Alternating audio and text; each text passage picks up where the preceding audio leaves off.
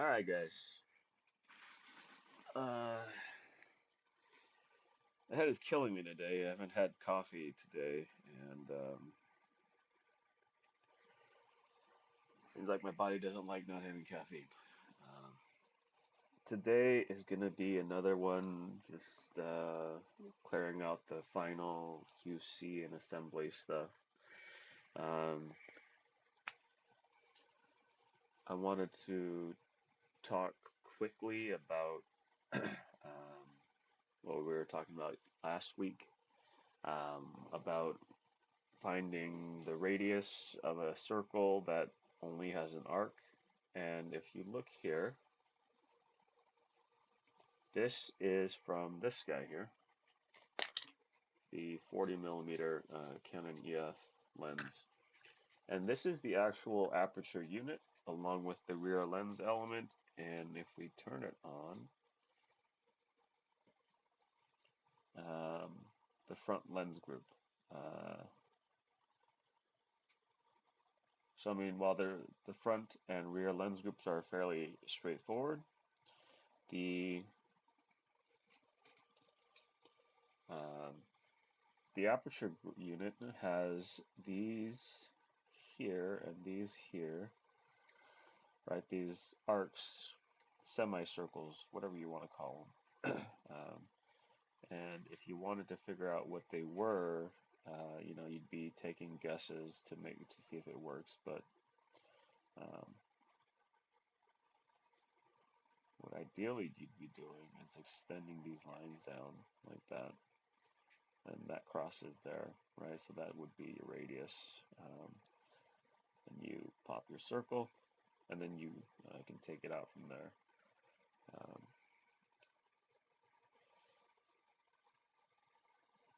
so yeah, that is somewhere you can apply what we were talking about last week um, to your own work to make sure that um, the pieces that are being drafted are as close as possible to the actual measurement.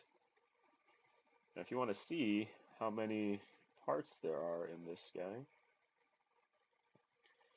uh, so we've got the rear cap, the breech lock, we've got the rear flange, then we've got the rear group bottom. This holds the rear element, the aperture housing. Then we have the clutch, uh, the track that is actuated by the clutch. Um, we have the aperture hold, so this secures the aperture and the rear element in the rear group. Then we have the front group bottom um, and the front lens group and the upper, and that gets secured.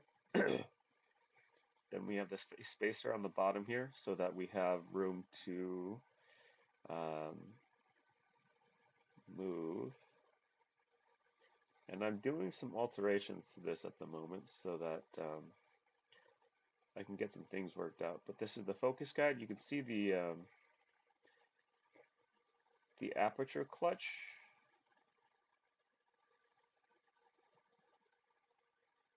There has it actuates this track here, and then the focus guide runs in between there. Then we have an inner ring, which holds the focus track, and then we just have another ring for the focus grip. And this is another one where I just used set screws to lock it into place. Um, then we have the grip. This is that standard square grip texture. And then on top of that, we throw the lens filter face, and then we have to hide the screws a little snap-on cap. And that is the 40 millimeter EF converted to FD. Now, you have to do some minor cutting and on the actual. Let me show you.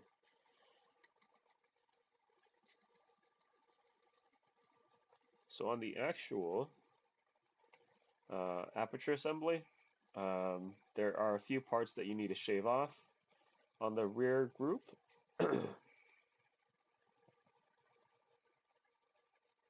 Front group and rear lens element. Both of them need to be trimmed down to, this looks like 23.3 millimeters, and this one is 27 millimeters. So it fits within the print. But that's a real world application for using a chord length to find the arc or to find the radius of an arc. um, it is a very useful tool. It is something that you should know and commit to memory. Um, Not the formula, just the fact that you can do it. Um, yeah. So I've got.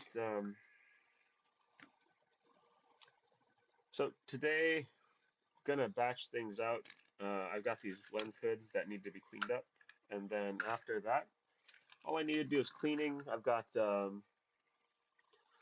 lenses pretty much assembled already. Everything that needs to be in place is in place. I've got the focus grips down. I've got the lens caps joined together. The lens hood caps are also joined together. So all I have to do is um, finish or clean up these lens hoods, and then we should be done there. I just have to clean them up, and then we will move on from there. So I sent out emails to confirm addresses. If I don't get the confirmation back this week, I'll roll it over to next week so that it gives you guys time to confirm the addresses. Um, so let's get into it. Uh, I have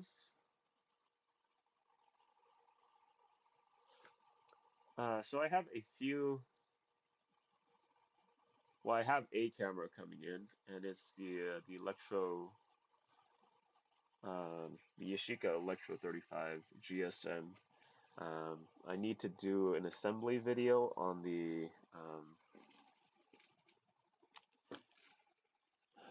this guy here, so that you can get infinity focus, and so folks understand how to disassemble the unit, to clean it, to service it, to make sure that everything works correctly before installing everything. Once I do that, or once I get it in, and once I finish the Kickstarter, I'll have a lot of content or material going out with camera related stuff. I have I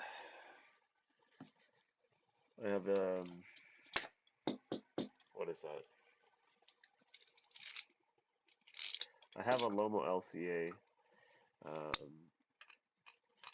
that is not working, but I need to use it to make a disassembly video so that people who download the Lomo LCA rehousing can understand how to um, disassemble the Lomo LCA to get the lens elements from there.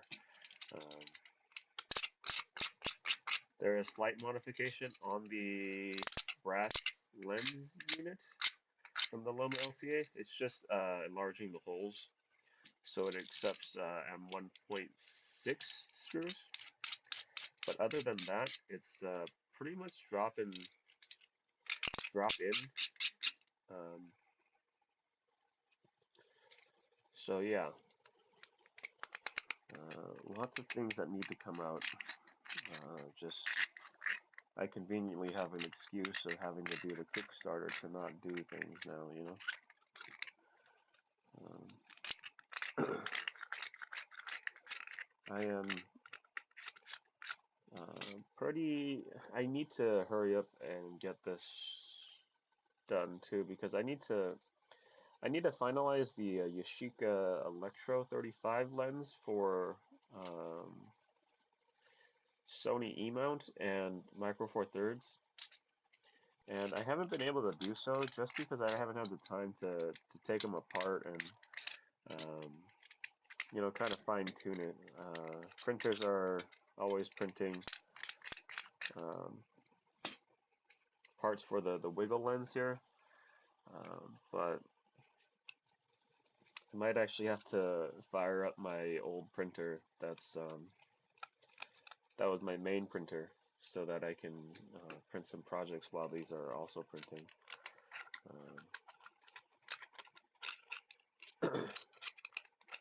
But the Electro 35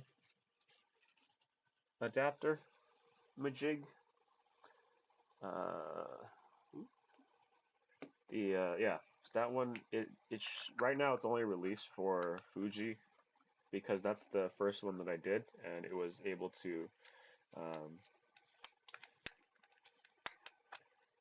mesh up well with the X mount. But I do have, I believe,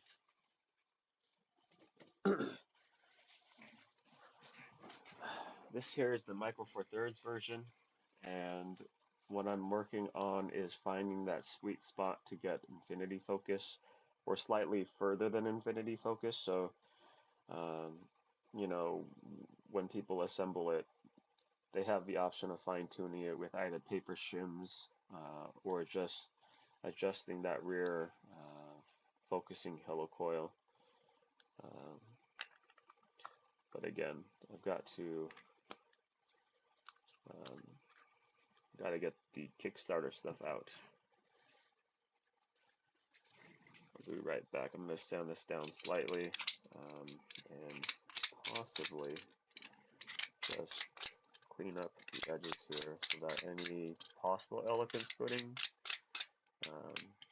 is gone.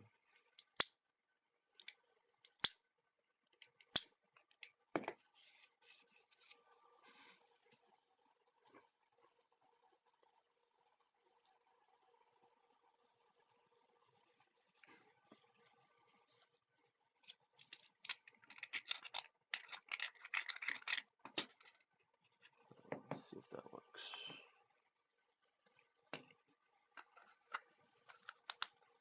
I am super excited though, because being halfway through with these lenses is a huge milestone for me, and slowly but surely I'm working my way through all of the Kickstarter rewards. Then I can move on to the website orders. Once the website orders get done, I'm free to do um, other projects. Maybe not as exciting as this Kickstarter, but exciting enough for me to chase down because I'm interested enough in them.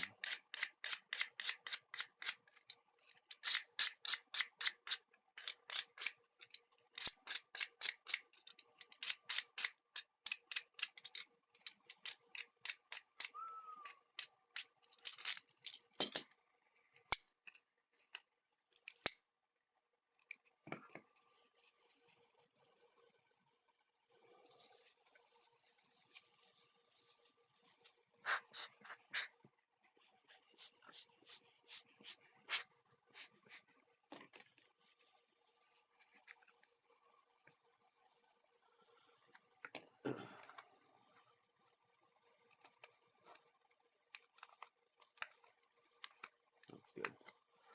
Then my lens cap, or I'm sorry, my hood cap. Oh, excellent. All right, turn it that way, drop that down, lock it in place, and we set it aside. Excellent. Then we clean everything once we're finished there. Let me find underlayment so I can have something I can just use to discard the filament that gets cut off. So one of the other things that I'm probably going to start doing, um, just just to have a record.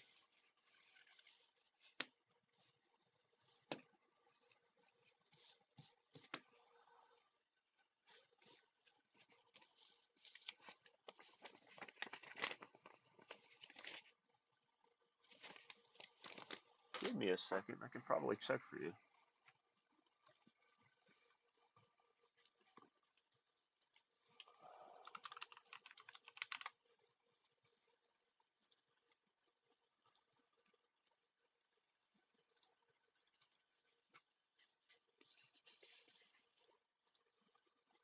So back report.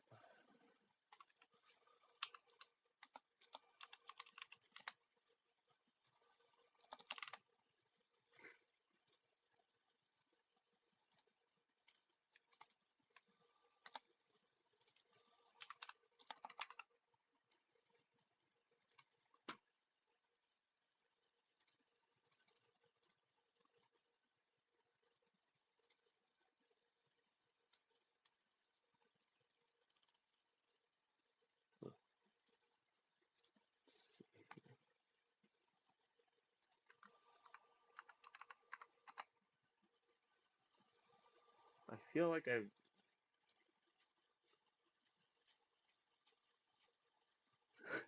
appreciate it. I probably won't, though. I'm very afraid of people. I'm kidding. I'm kidding. If I ever do stop by, I'll definitely shoot you an email. Let's see here. I know I've seen your name. I feel like it was backed under something else. I know I saw it while working on it. Um,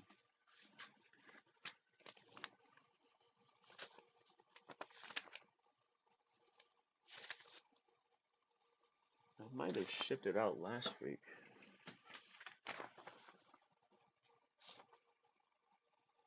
No, no, no, no, no, no.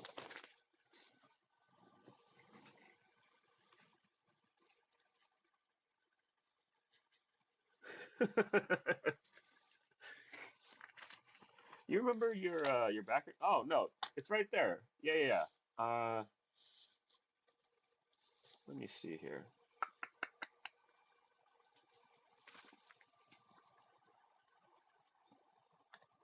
Does this look familiar to you? This is an RF mount, gold and black. Yes, it is actually on my list right here in front of me.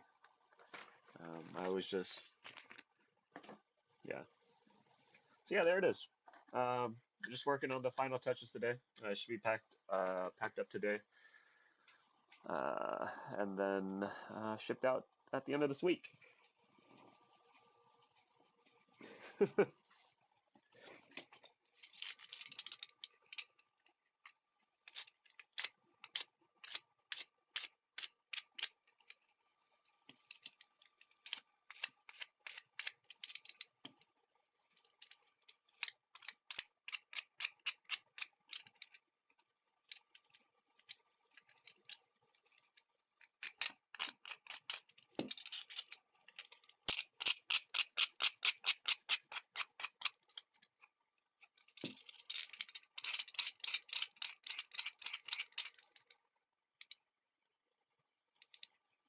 Ooh,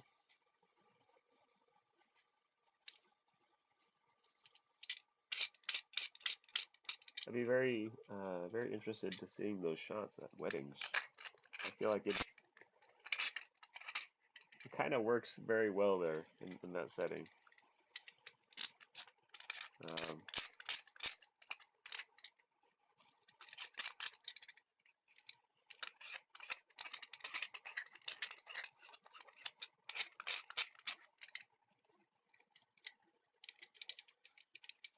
One of the things that I tried to do before the Kickstarter is get a lot of samples with people, but I moved away from the core group of friends a couple of years ago, so It's kind of hard to do that with the kind of personality that I have, where I like to stay inside and make things, you know. Um, but yeah, super excited to see those.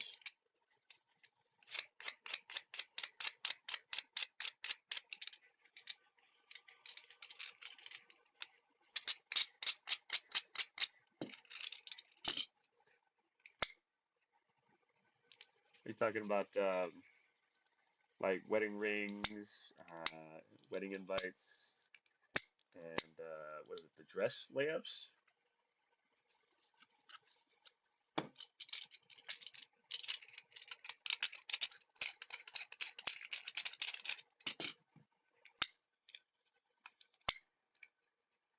Yeah, no, I think you're definitely right. Yeah. If you do it in that setting, definitely use a flash. You'll get a much sharper image, much crisper image, and less, I guess, less halation in your image. Using a hot shoe flash or off camera flash, something where the light comes from behind the camera.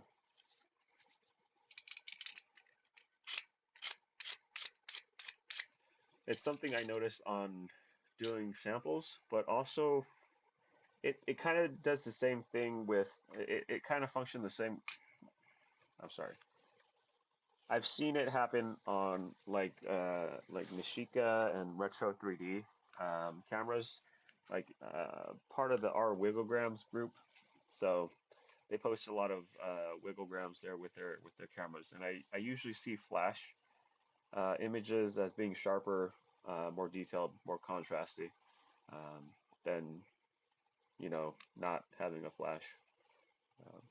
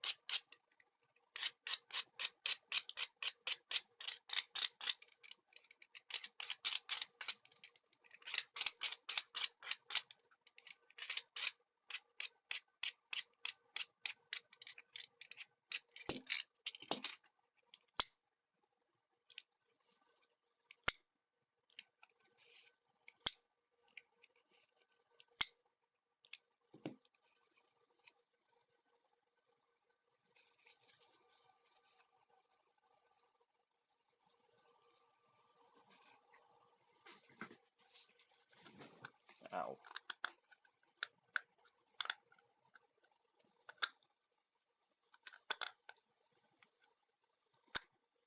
excellent. So more on the topic of my accident proneness and tools. I know we were talking yesterday about how I almost died a few times with a router table and a table saw. You know those moments when you're looking at something and you're like, something bad is definitely going to happen if I keep doing this.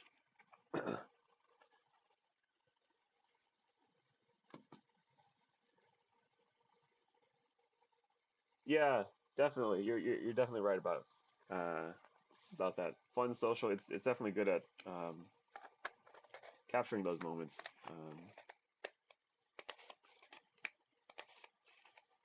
Perfect. Perfect. Perfect. All right. Let's close that up. Set it aside.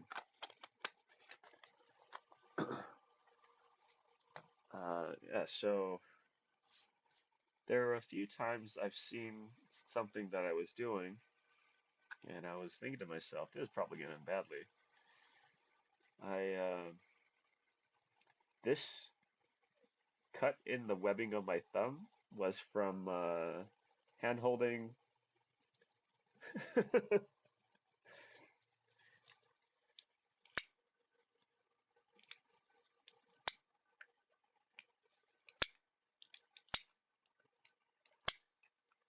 I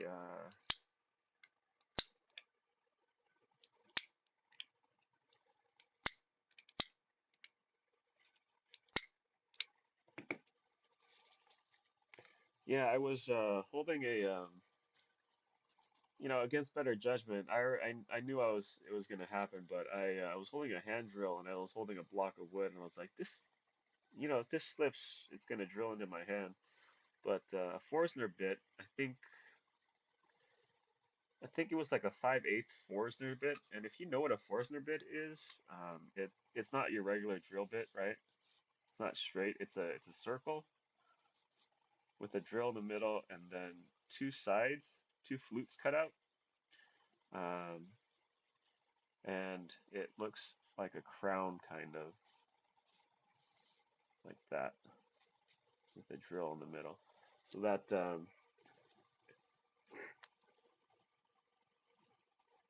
quite a bit. It's left hand always looks worse than the right hand because I'm right-handed, right? So left hand happens to get the most punishment from these mistakes. I should be more careful, but sometimes lapse in judgment gets the better of me.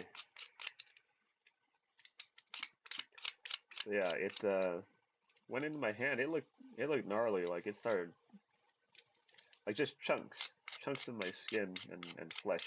It's kind of disgusting, but a couple of stitches and it was all good.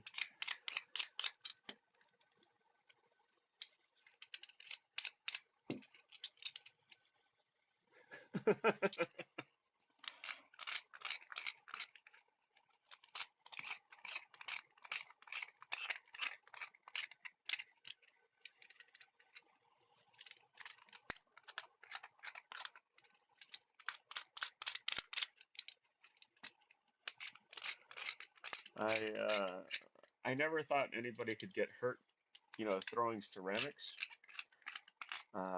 But when I was in college, I took a beginner ceramics class, and I happened to, if you're familiar with ceramics, sometimes you throw on plaster bats instead of on the turntable itself. So I was removing the plaster bat, right, and I was, tucked in to get it out, and it flies out, hits me in the head, like, and it busts right above my eyebrow. Um,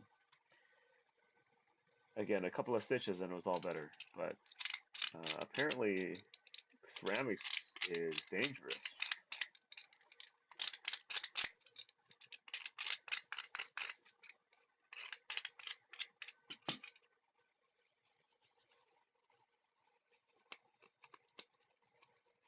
I am definitely trying on the subject of, if you have a camera rebring, it's this. I'm trying to get the lens like a third version out with lomography because I know I said this in the last stream, but I think lomography really does have its finger on the pulse of photography. I mean, got a bunch of great film stocks. Got a bunch of great little experimental cameras.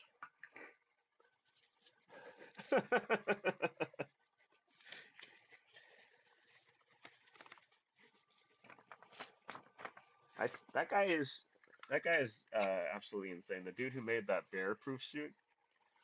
I don't I don't know if I would have the guts to test out that bear-proof suit in a real-world situation if I made it. 'Cause bears are super powerful, man. A single swipe, crushing your chest.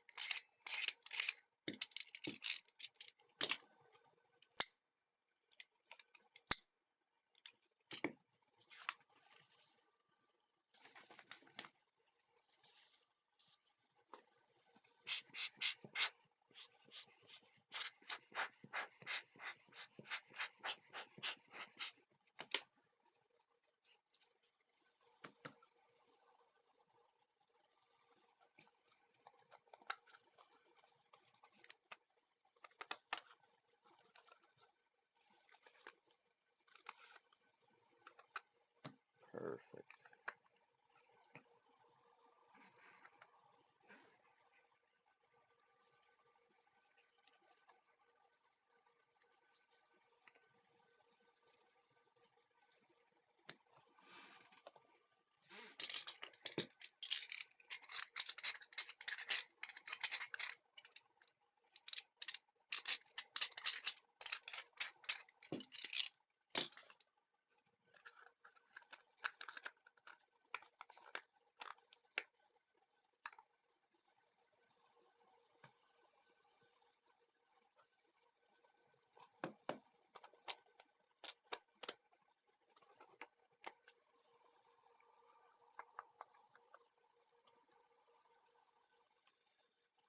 Oh man, this guy again.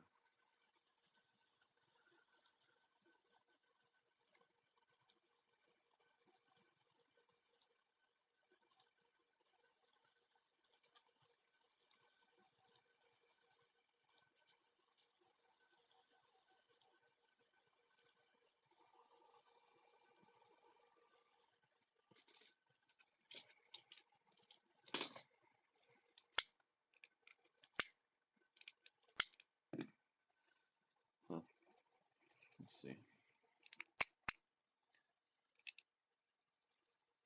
No. Trash.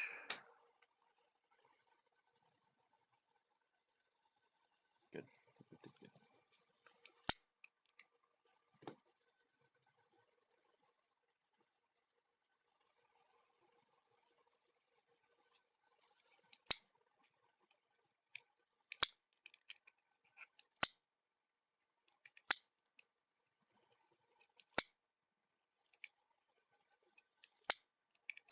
I think once I finish the Kickstarter, I think I'll keep these streams going, um, just for whatever I'm working on for that day. I find them as much as like as much as social interaction kind of scares me. Um, it's almost like I feel like it's a like a happy medium between actually, you know, interacting with people in real life and getting past that fear of being socially awkward and all that jazz. Um, I actually I didn't really like the idea of the live stream, but it's actually much better than I thought it would be. Um,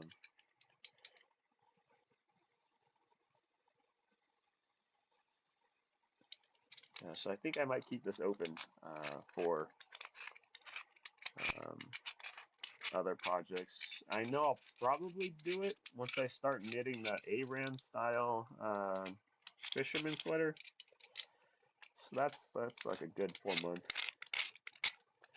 I'm glad I'm glad other people think so, and it's not just like a thought in my head that I agree with, you know. And like half the time I'm on these live streams, I'm thinking, you'll see credits roll, and then I'll turn to camera, and then I'm really in like a psych ward, just talking to myself. Um, Nobody's really in the live stream. There's no cameras. Uh,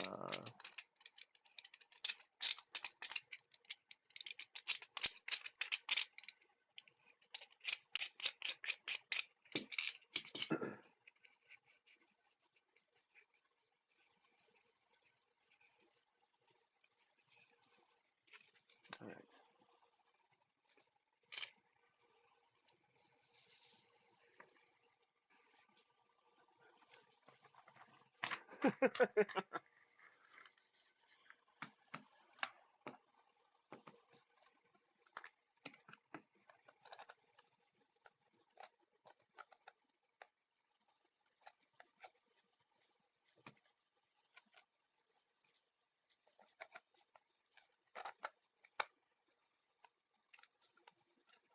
That's not going anywhere.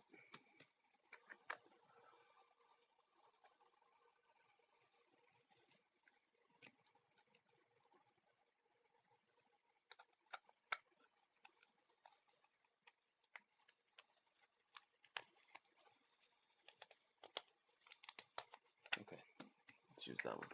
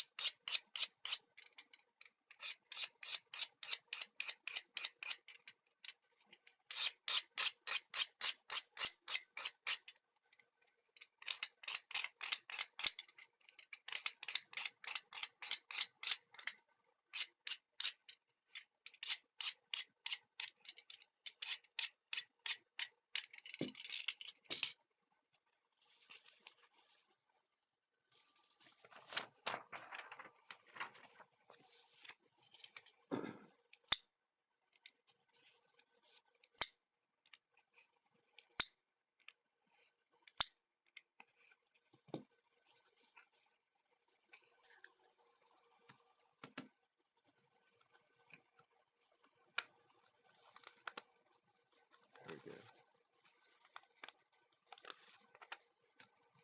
Pop that on. That on. Lens hood. Cap.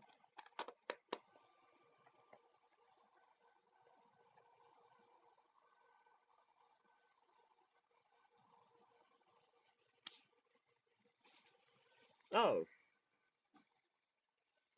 yeah. So yeah, definitely. Yeah, lomography.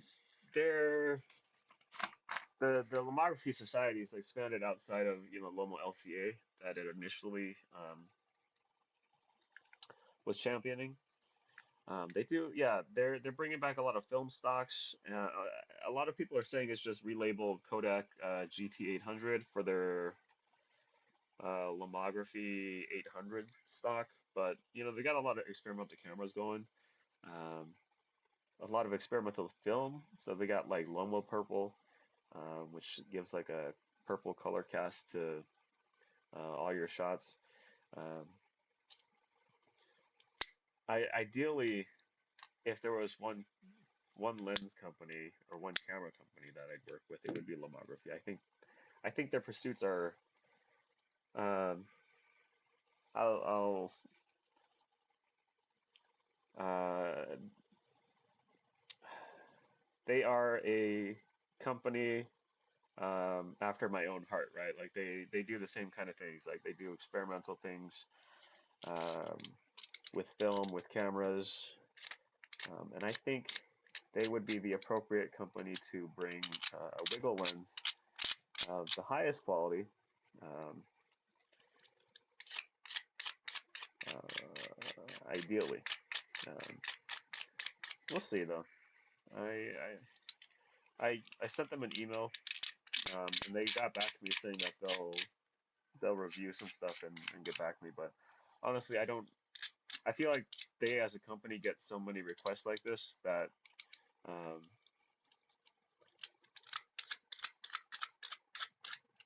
that they don't really take any of it seriously, and I'm like they shouldn't really, right? But we'll see. So I'm waiting with bated breath to hear what they say. But ideally, the third version, if it was with lomography, would be glass optics, maybe if possible, multi glass optics for like the best image possible.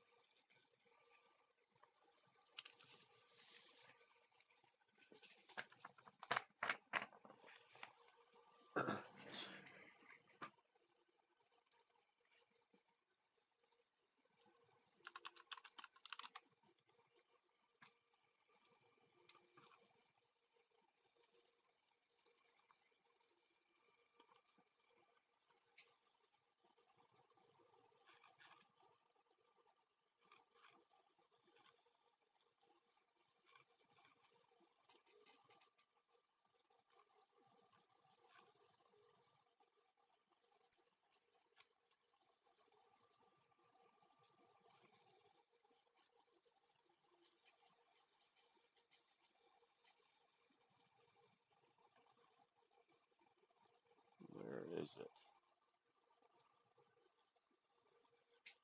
I will use that one. This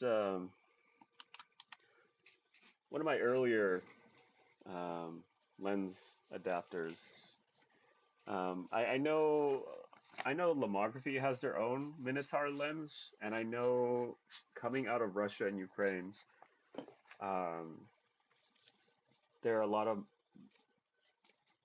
camera enthusiasts who are modifying the Lomo LCA's Minotaur lens um, to make it usable on digital cameras. I Again, I said this in the last one. I think taking away the form of the Lomo LCA retracts from the user experience of the Minotaur lens. I think it's something that should be. It's something that's worth considering keeping. You know, the details that were in the Lomo LCA, the slide shut lens protector, um, the lever action focus, and um, aperture selection. I think they're very important characteristics of the Minotaur lens, and I think being able to emulate that in a digital world also helps with the overall shooting experience. Wow, that was great. No sanding.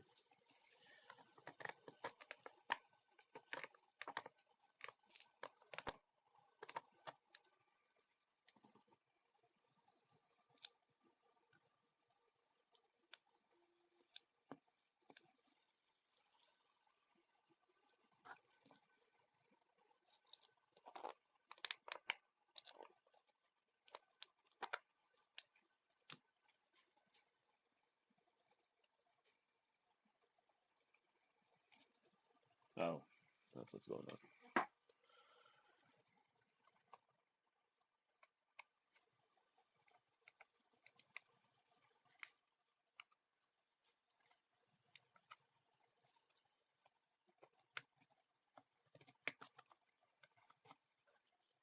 Let's see how that works.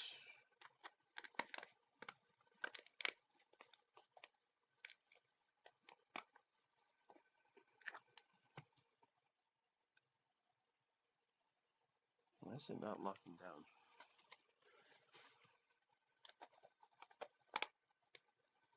Oh, okay. There we go. What's going on with this guy?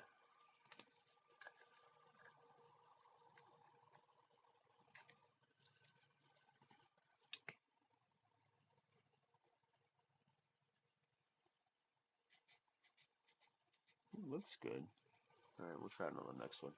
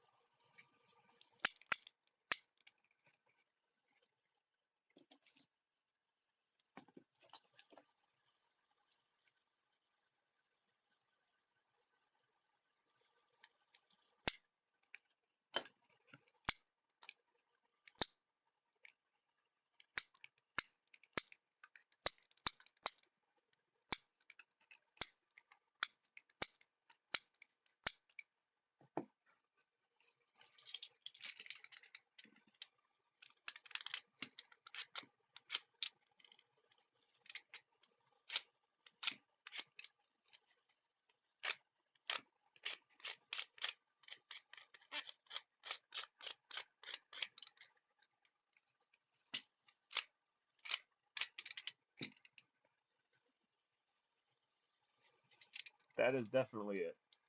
Um, that's what I'm trying to work on. I was trying to work on it tangentially with assembling lenses, but it's just not possible. But the idea was to create a web platform, a web-based platform that you could, import um, your photos. It would cut it automatically, and then you could send it over to another web-based like editor, so that you could, point where you want the wigglegram to focus on, and then it'll just align it for you. Um, it's an idea I have, and it's an idea outside the scope of my knowledge of web technologies. Um, but ideally, that's where it would be. I know folks are using the Reto app with their Nishikas to get like rough wigglegrams, but I think there's a lot of room for improvement on that Retro app. Um, I'm not saying that I'm the guy who's going to do it, because I have literally no coding experience, but I think there's a lot of room. Um, I think with the advent of like AI editing, it'll be easier to manipulate the images to align them correctly for wigglegrams, if somebody was able to do that.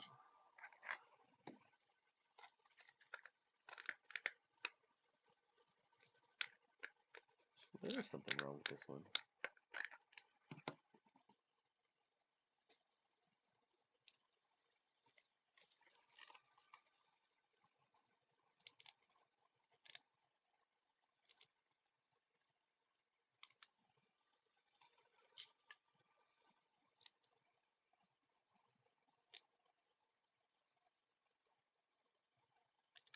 All right, you know what?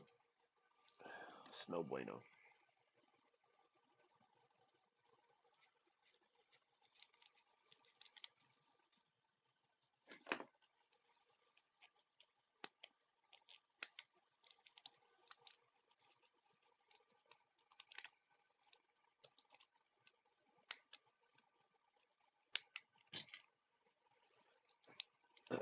They're, I guess, on the same subject as wigglegram processing. I'm looking into the possibility of,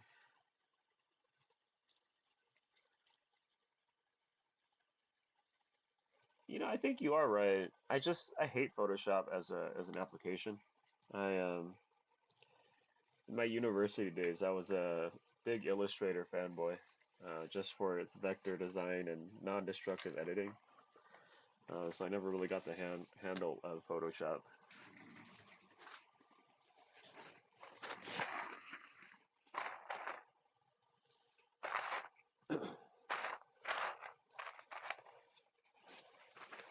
I know there's a guy who um, made an After Effects script, I think, for Wigglegrams. I have to check it out. Oh, that was terrible. I have to check it out, but from what I see, it's pretty good too.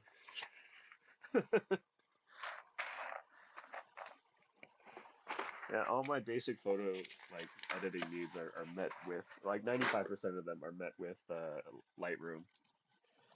And if I have to do any major manipulations or cloning out, yeah, I'll load up Photoshop, but it's not my go-to program.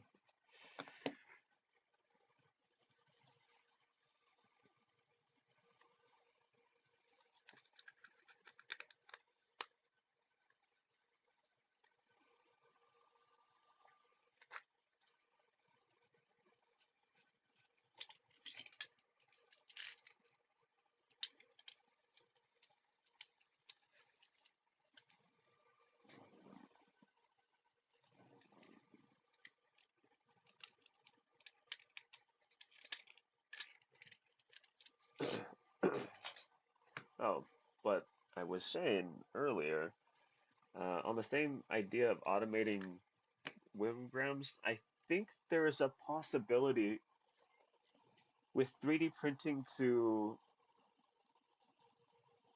enable at-home lenticular printing. And if you're not familiar with lenticular printing, lenticular printing is essentially the holographic images that you'd see, right? You turn it one way, you'd see something different than the other way is something different. But I think it's possible with FDM printing. I have to try it out, and it might be like a larger lenticular print. Yeah, yeah. But um, also After Effects, I have no idea how that works. It's like it's all magic to me. Um, I'll have to try it, but I really don't want to. Um, but yeah, I think it's possible to do lenticular printing with 3D printing on 3D filament printing, probably on like a larger scale, probably like maybe 17 by 14, some bigger size, because the filament itself may not actually provide the best pitch, I guess.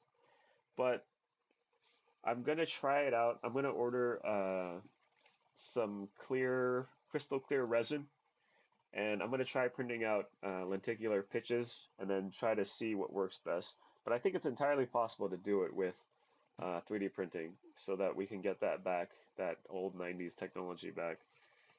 Um, it's just gonna take a little fiddling to figure out if I can or not.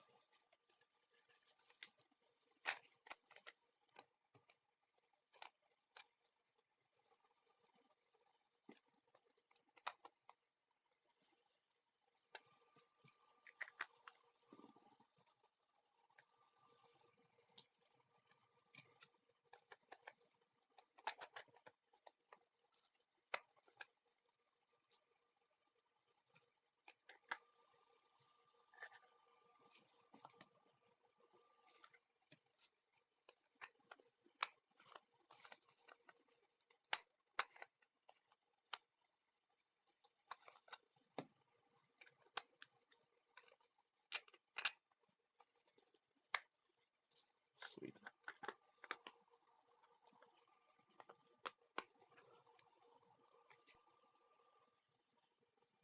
All right. I need to run for a top off on my water, so I will be right back. But let me.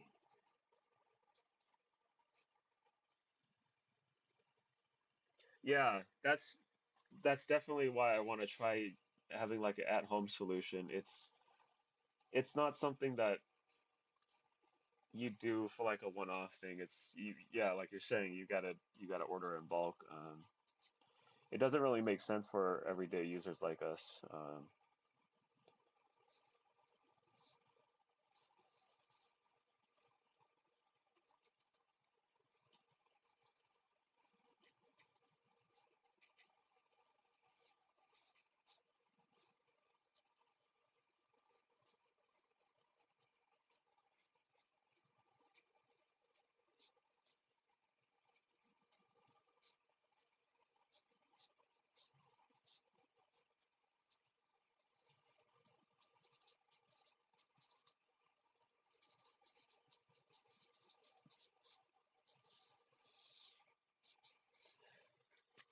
I'll be right back, guys. I'm gonna grab some water.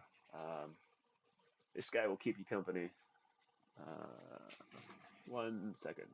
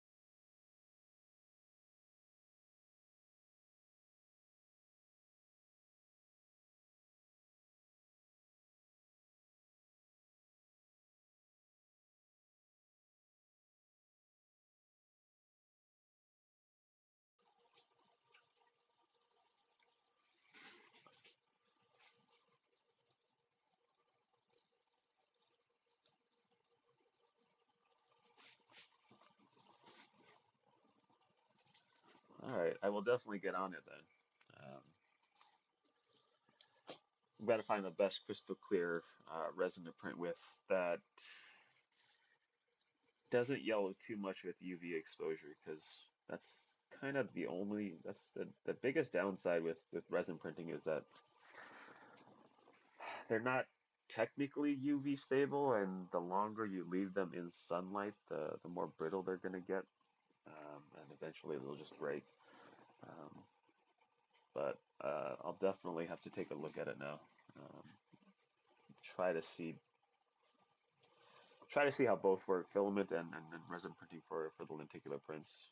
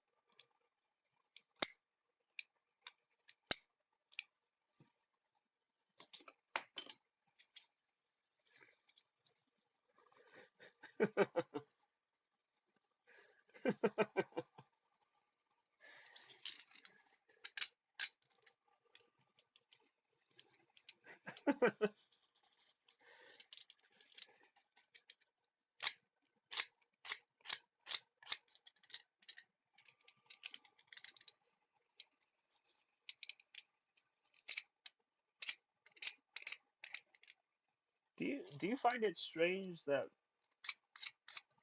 in 2020 we're chasing technologies that are so old? Like lenticular prints failed because the what they call the third wave, which is the wigglegram, third wave of photography, never took off. But I think it's so interesting that we're chasing these old technologies. I mean, they are pretty, to me at least, they're pretty interesting.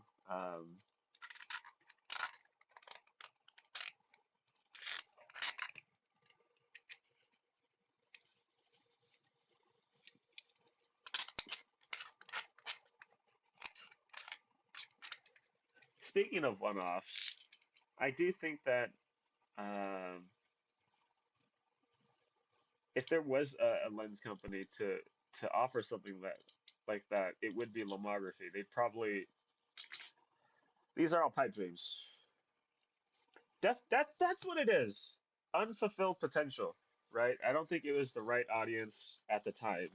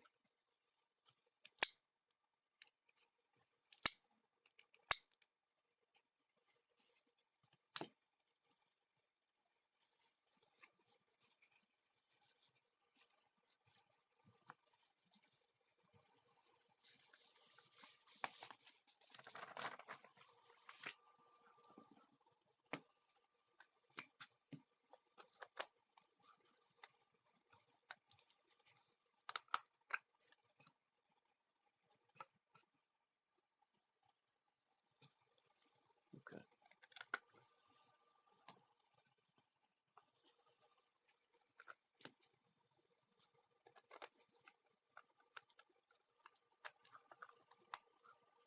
Okay. I think that's good, but it needs to just be a tiny bit thinner. All right.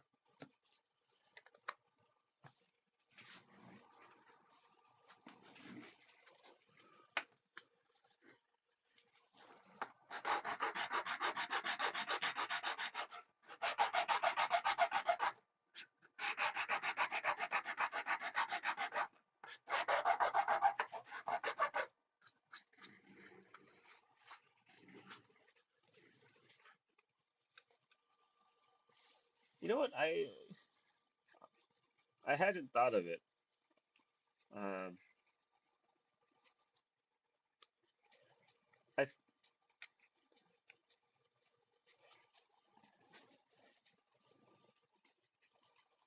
It might actually be. Um, yeah, no idea.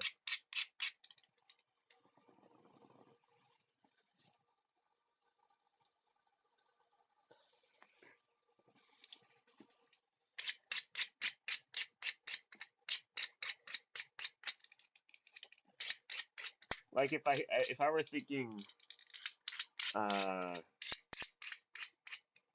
like in comparison to what is out there in film technology, I would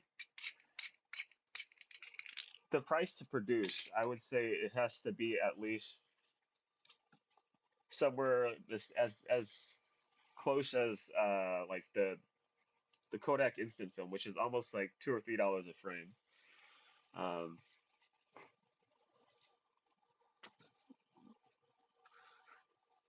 Maybe a little more because it's got a little more surface area with the 4x6, but um, like $4 or $5 for production. I think that's where I would see it as reasonable.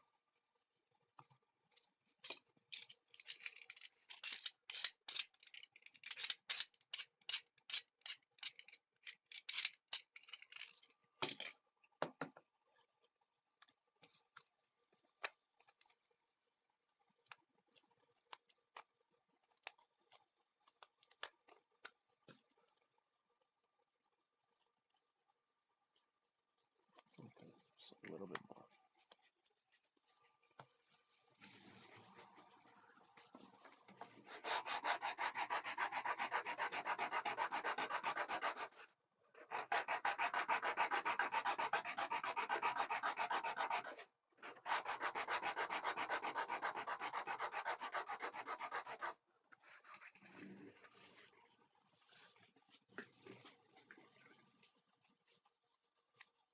Sounds good.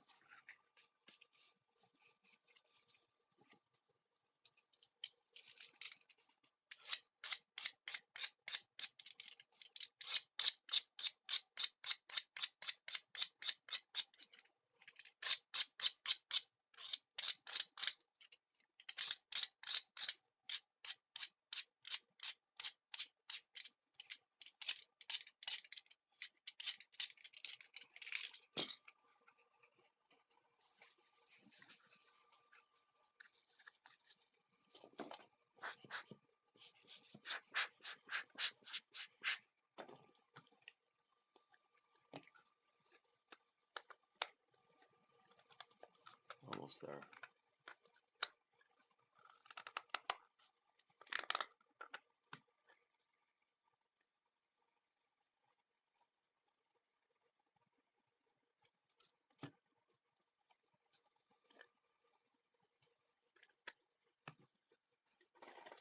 Let me check something.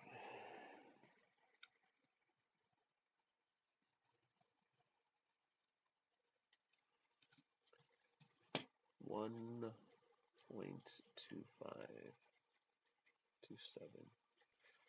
which, yeah, is slightly bigger than what I need. All right,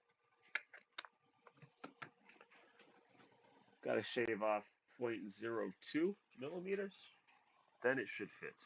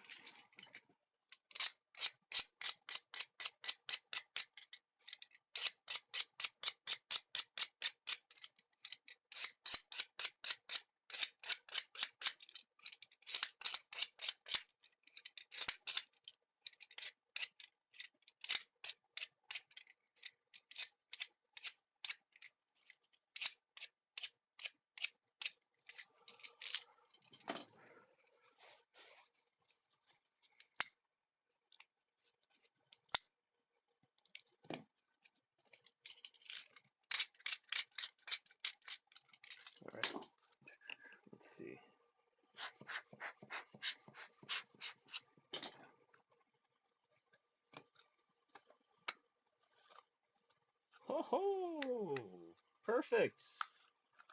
That was 0.02 millimeters shaved off, guys. Now it fits like perfect. Locks into place. Generally does what a lens hood does. Sweet.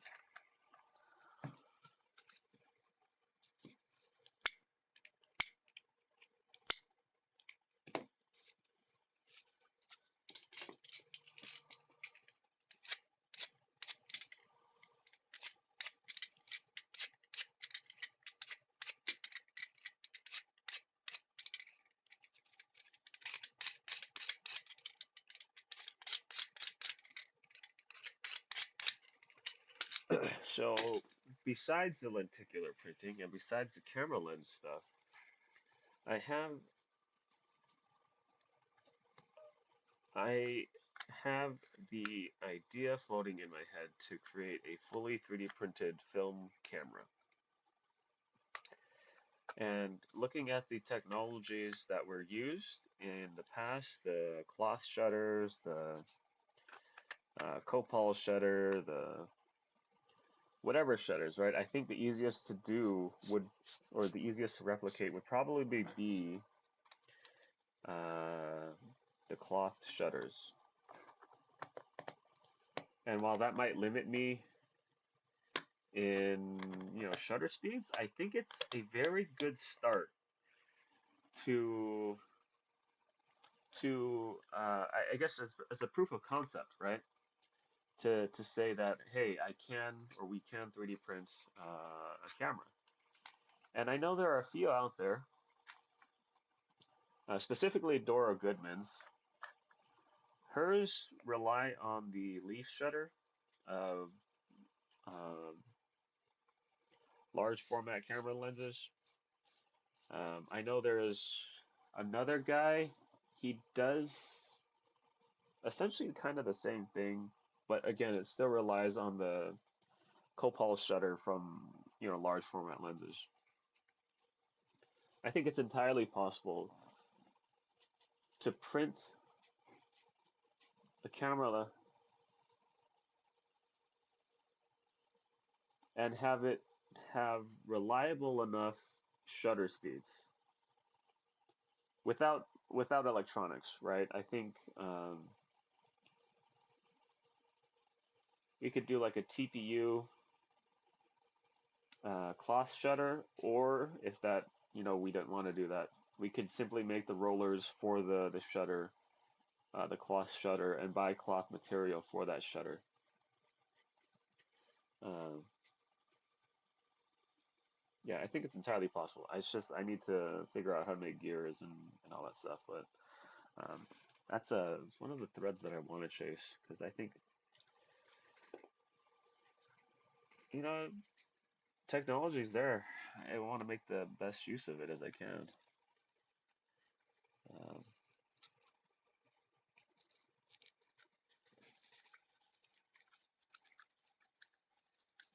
and I definitely think there's still a craving for film and having as many options as possible to fulfill that want or that need for exploration in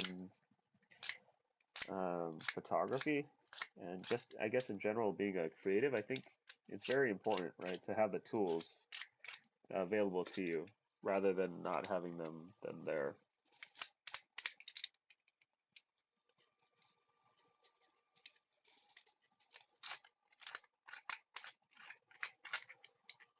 Ah, how did it go? Nothing bad, yes?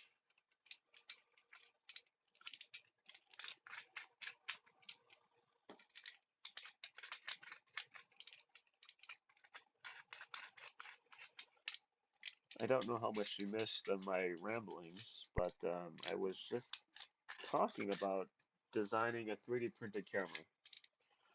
Um, I think it's wholly possible to do that. Oh, that's great news. Good on you. Yeah.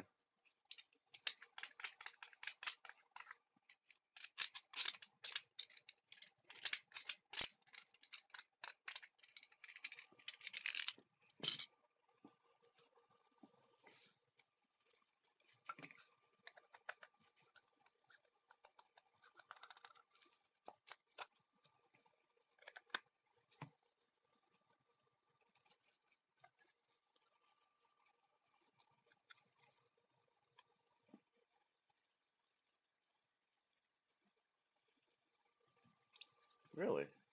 1.5? That's crazy.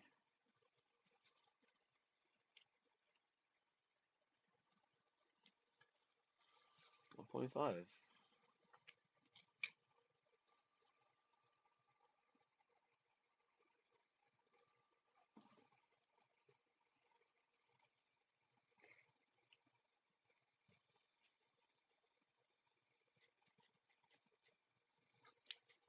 Yeah,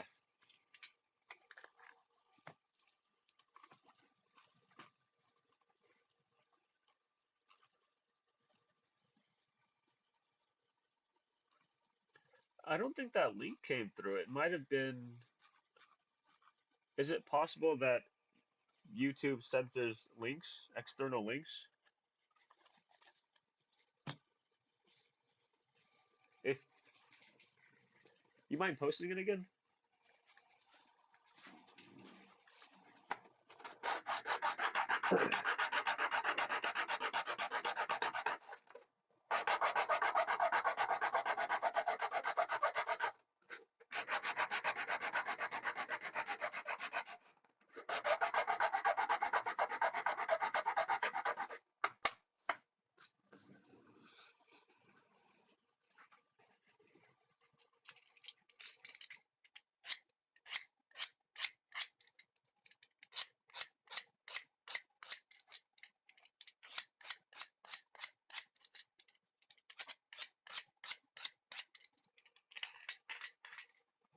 No, it has not shown up.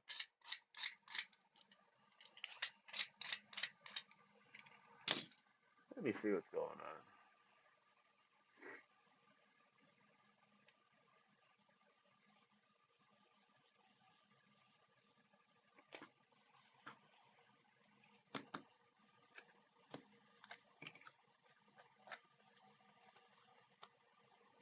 Butter.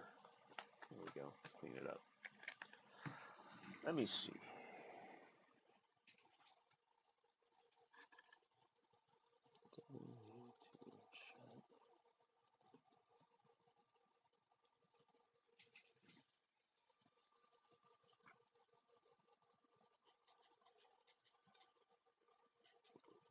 Oh, that might be me. Let's see here. Chat options.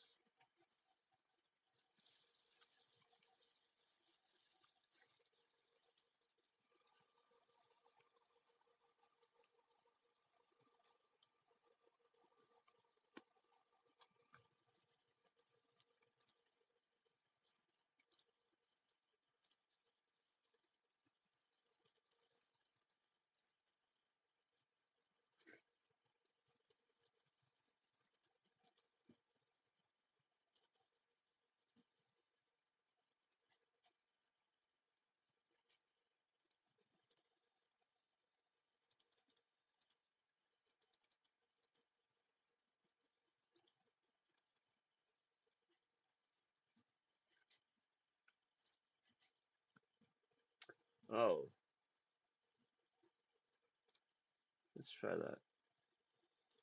You try it one more time. It says that YouTube does automatically block them. I tried something that'll show me that the comment isn't hold. It's kind of stupid.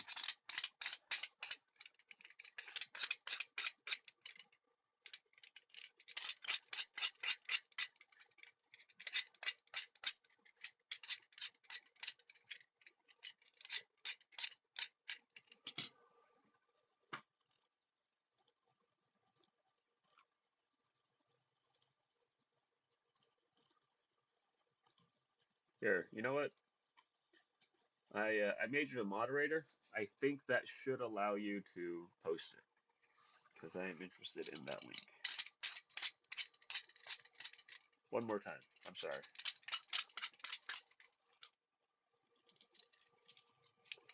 There it is. Oh, 4, 6, 14.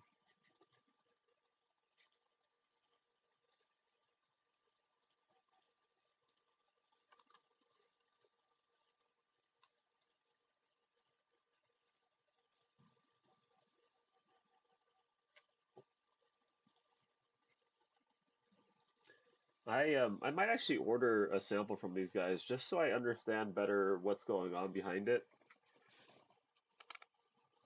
Oh man, yeah, I might have to chase those down.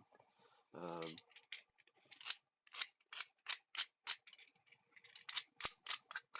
I know there's a calculator for the LPI and what you need to do for printing. Um, but there were so many words and I didn't really want to read it to understand what they meant by it. But now I think I might actually have to get down to start understanding exactly what's going on with lenticular print and how they cut their acrylic so that it bends the light correctly.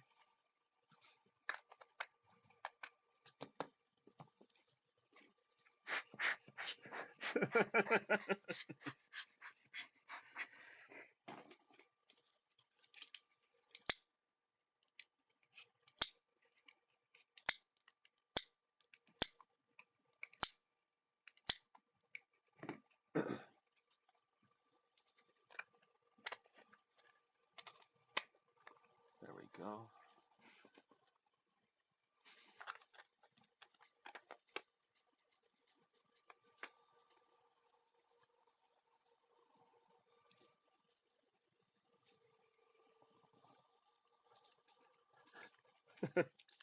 Yeah. Sometimes it doesn't even make sense when there are cost-effective solutions out there. It's just it's that little bug that makes you want to explore things just because, like, I can't stop thinking about it.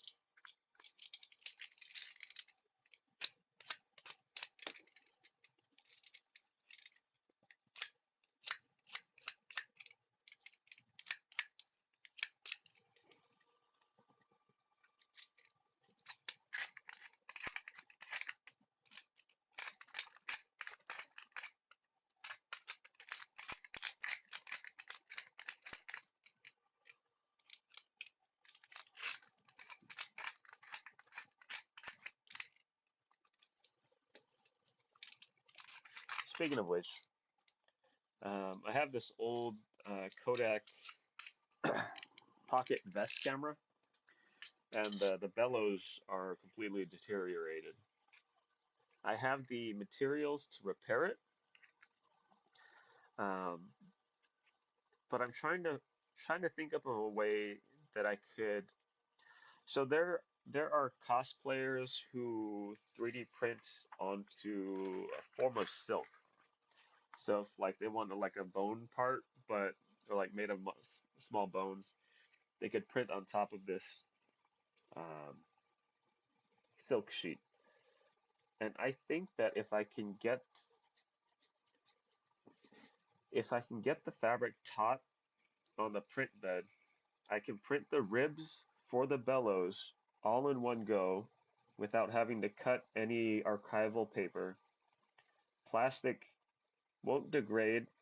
It'll be covered from UV light. And overall, I think fixing the bellows that way would simplify the entire process of figuring out how to, cut a piece of paper correctly. Um, but I think that vest pocket camera is a good candidate for a repair with um, PETG ribs in the bellows. So I so ideally what would happen is I'd have essentially a sandwich. First would be the fabric, and then I'd print on top of that fabric with the PETG. And I think the best part is I can tune the profile of the printer to print in different steps. So I think cardstock or the what they recommend is 0.014 um, millimeters for the thickness of the bellows, and I can easily achieve that with a 3D printer, right? So that's maybe one or two passes, more than likely just one, but um, yeah, sandwich fabric, print, and then the backer fabric to hold everything together. Again, I just don't have the time right now. to pursue that.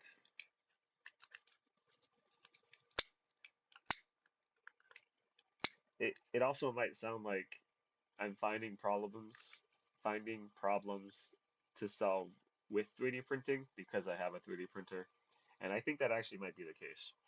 Um,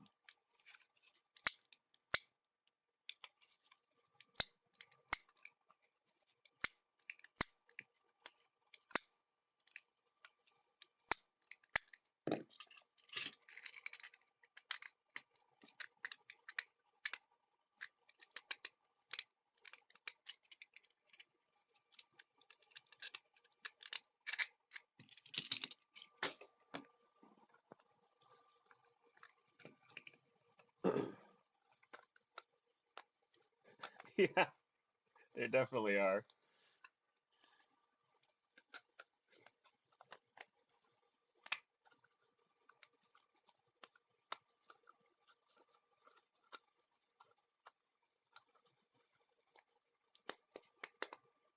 Okay,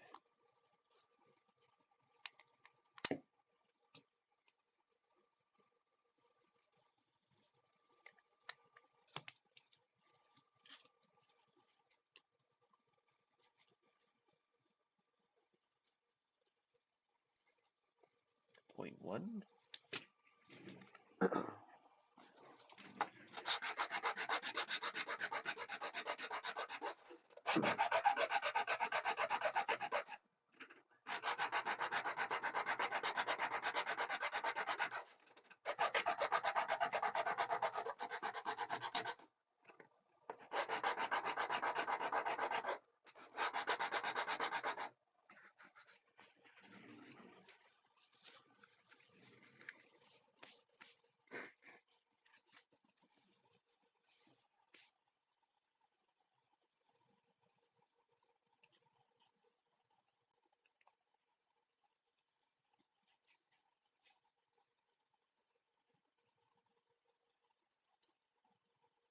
That's that's based on the shape, right? From what I understand, when my brief reading of it a while ago, is that lenticular prints are faceted, so they direct light at a different position, right? So like that. So your image line would have to be like broken up like that or something. I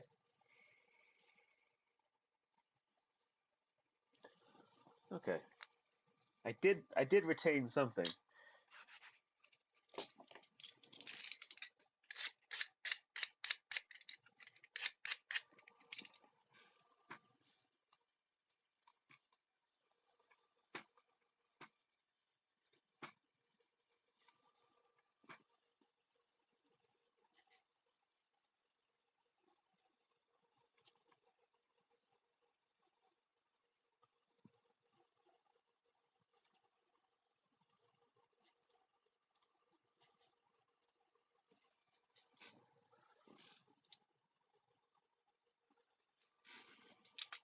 That the way that they have to split the image makes it so weird.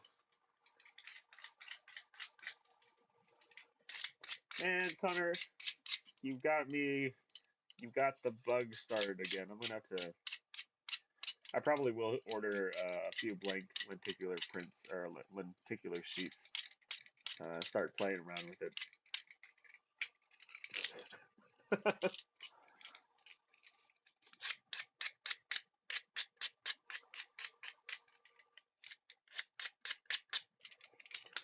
do, do you know if they offer? There's software for that, right?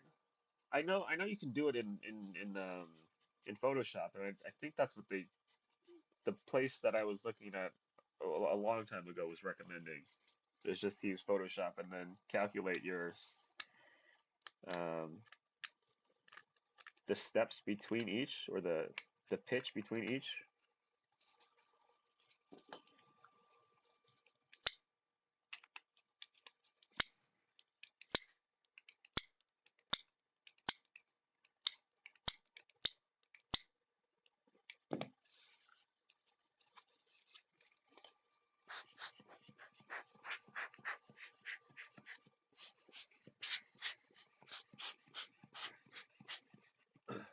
yeah, maybe it is time to cut Photoshop some slack and actually learn how to use it.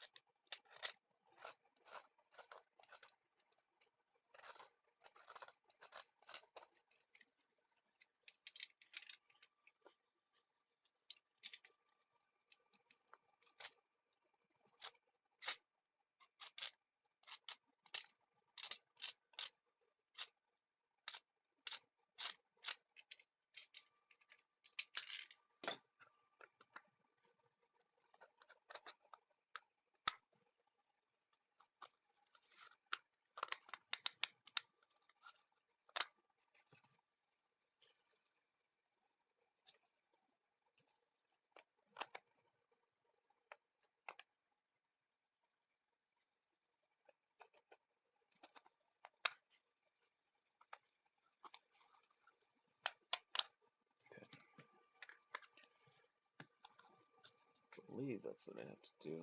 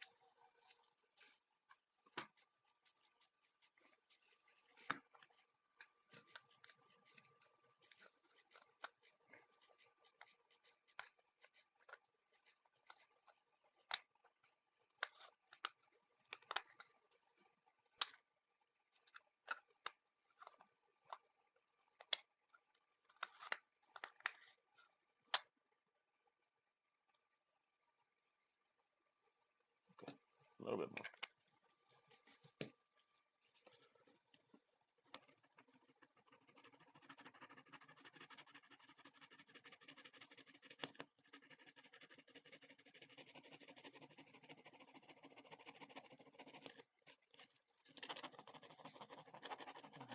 Double chamfer the edge.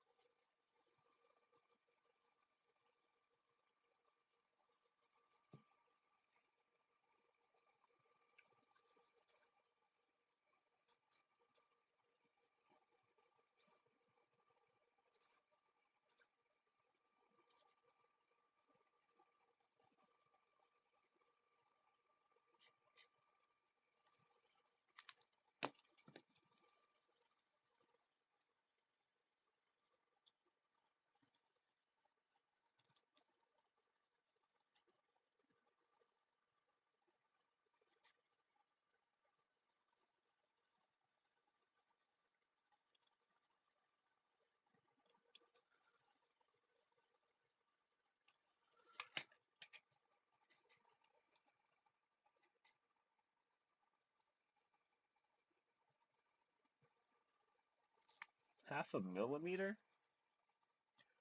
It's interesting. Going off of that, and going off the link you sent earlier with the 50 LPI, I don't know if 3D printing has the resolution for something that fine. I think if it were 3D printed, it would be a lot rougher than these professionally cut blanks. You might be right. It might just be easier to order from the company.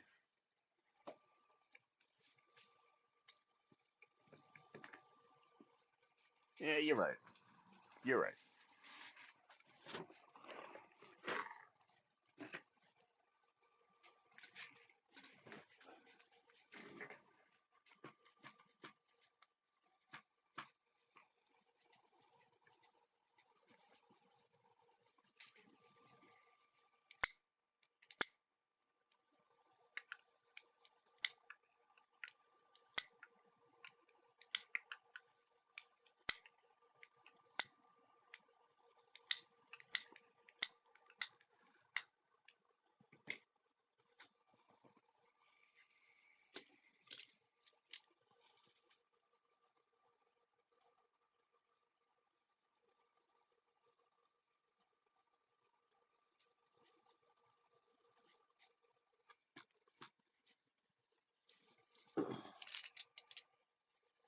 Yeah, I think that would be the most reasonable thing.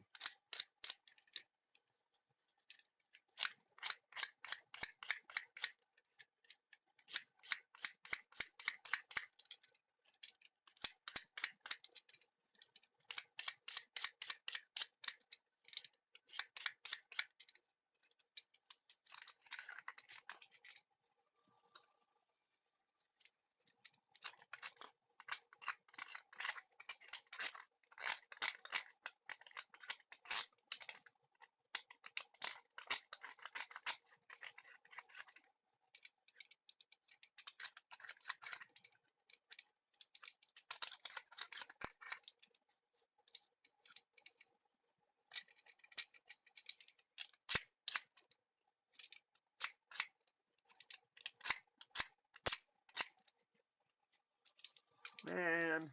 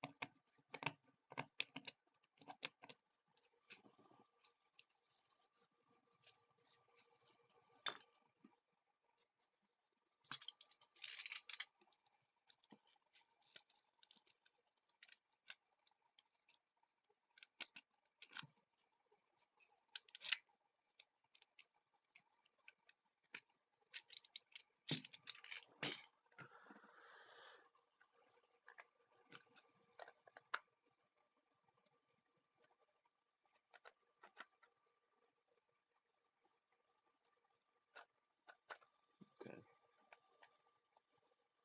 okay.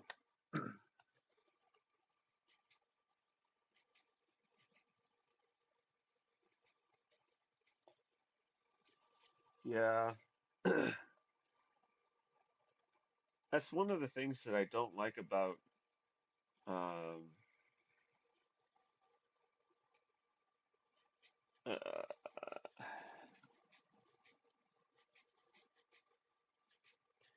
about offering things like as niche as like lenticular prints, and it kind of spills from when I was doing woodworking. Is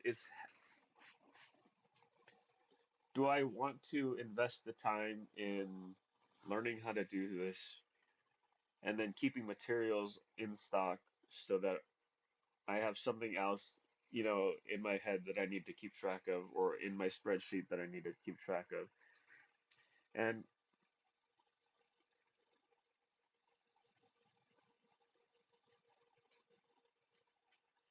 and at what point do you just become a printer for lenticular prints?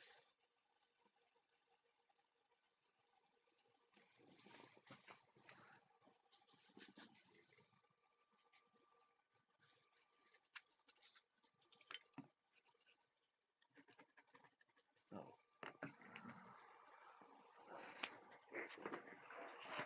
I am clearing out some prints on my 3D printer, some lens springs for the cap. Trying to use all the roll that I can, so these prints are generally quicker. Um, use less material and usually close out the roll, um, so that I use all of it rather than having to waste some filament on nothing.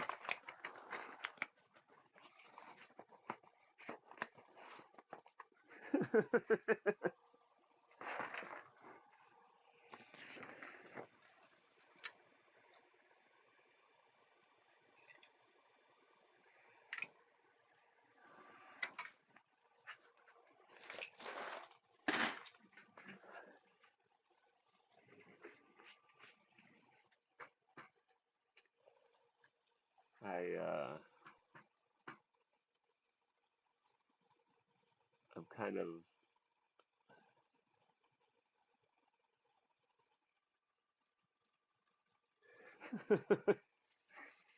yeah, I'm actually like hitting myself for doing this. Um, I know the kind of person that I am, and I know I hate doing these assemblies and these fine tuning things. I like the ideas of things. I don't like the making of things. Um, I should have contracted this out, um, so that I wouldn't be a 3D print shaver like I am right now. Uh, but it's a good lesson to learn. It's a shame it was the hard way, but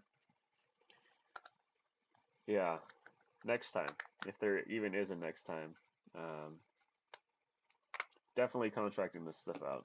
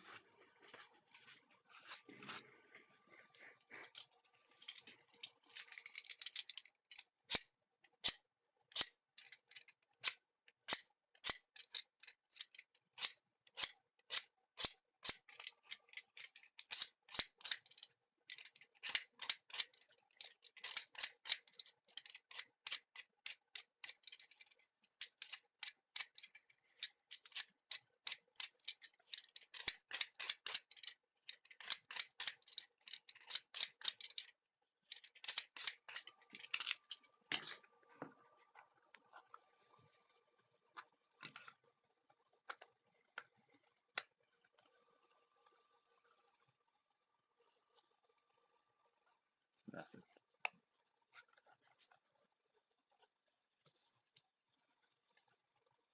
Yeah. In your searching, do they do the splitting for you?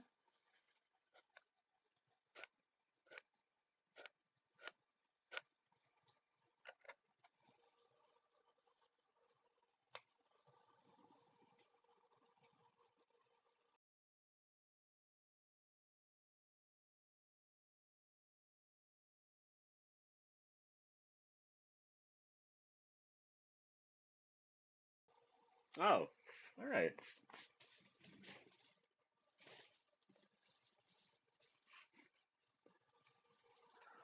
When I was initially looking at lenticular prints, I think the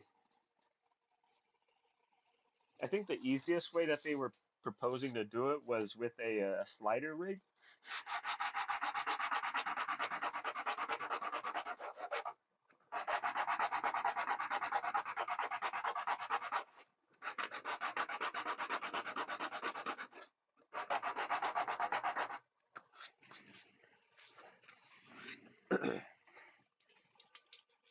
And I think there was a guy who made an automated slider rig just for lenticular prints. I think it cost an arm and a leg, but that was the way that they were proposing to capture the images.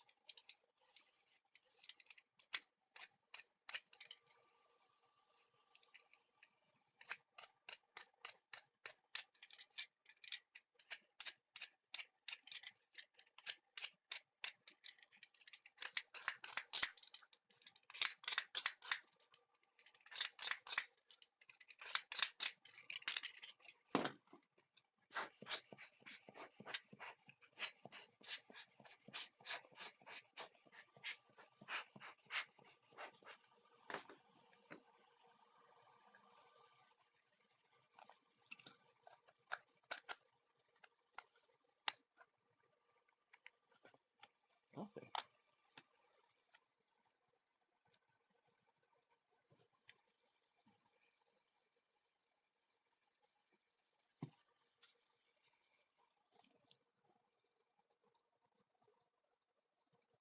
No, I think that's right. Okay.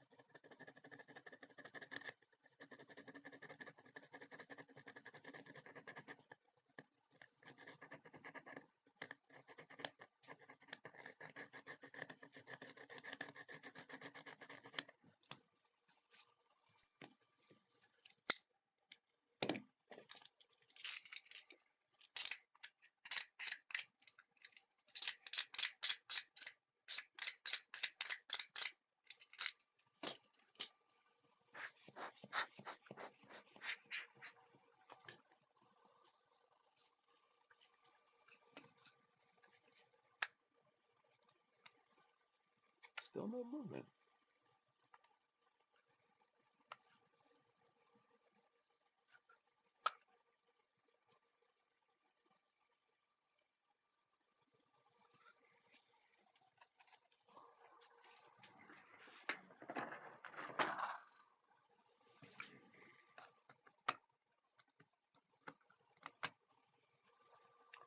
All right.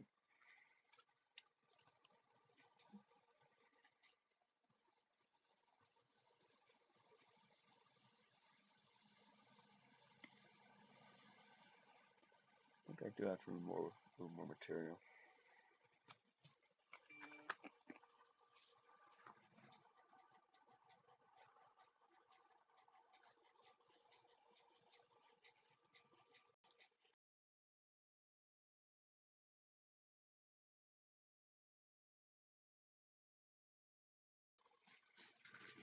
This guy is giving me trouble. I think 0.1 millimeters. Something very small, but very slight.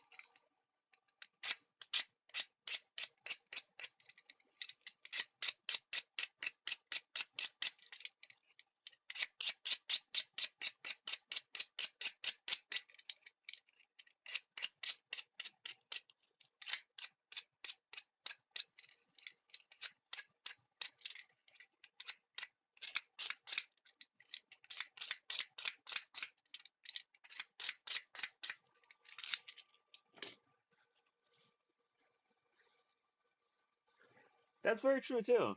Yeah, I think they'd be more receptive to that than the bigger printers. Yeah,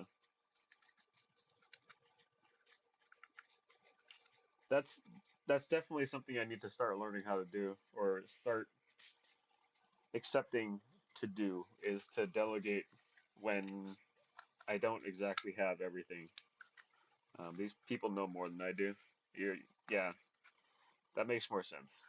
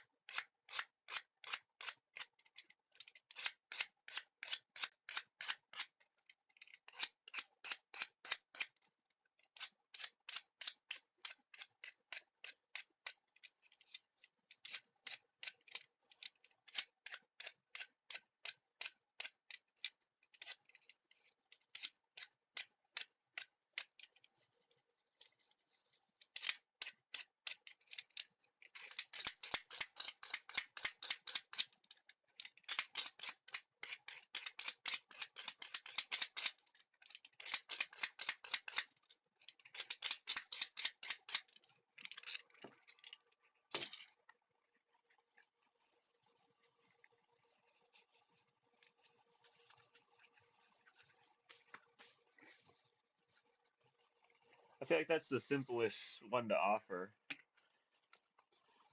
The general consensus that I've gotten from the Wigglegram community is that they tend not to like uh, two frame images. I think it's not enough. Um, I think it doesn't feel like enough. I think bare minimum is three, um, with two being like a very so-so image to most of them. Perfect.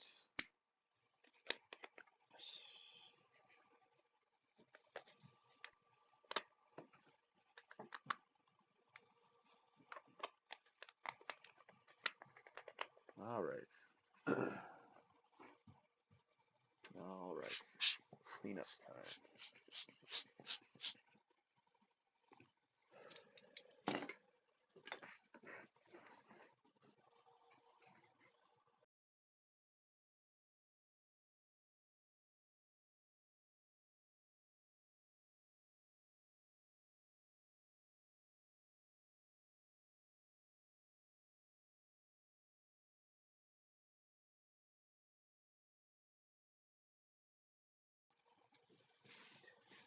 Yeah, it definitely it just adds that little extra bit to make it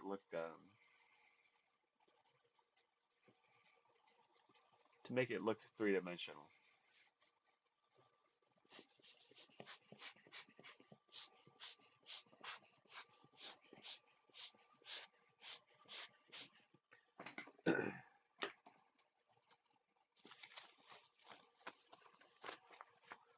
All right, who's up first?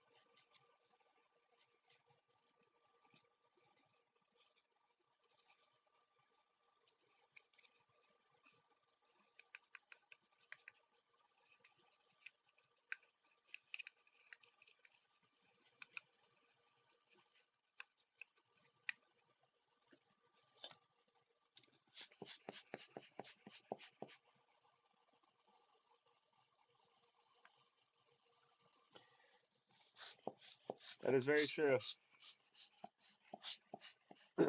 I don't know the intersection of people who actually shoot wigglograms and those who want lenticular prints, or I guess who are even aware of lenticular prints. Um,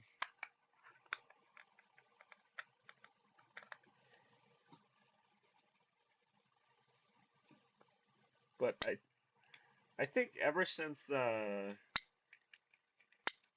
Miramasa's video using the Nishika, I think people's exposure to wigglograms and eventually to that's very true. I could be that guy, the the guy to spread it, or to raise awareness of it.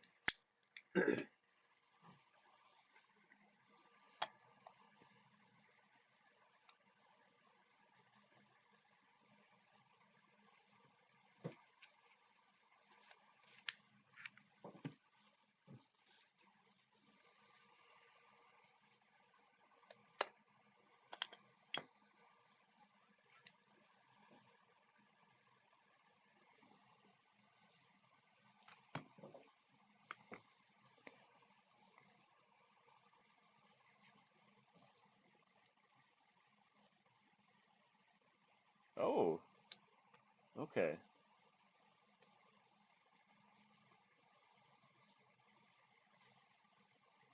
I didn't know how far or how long reach goes, but that's very good to know.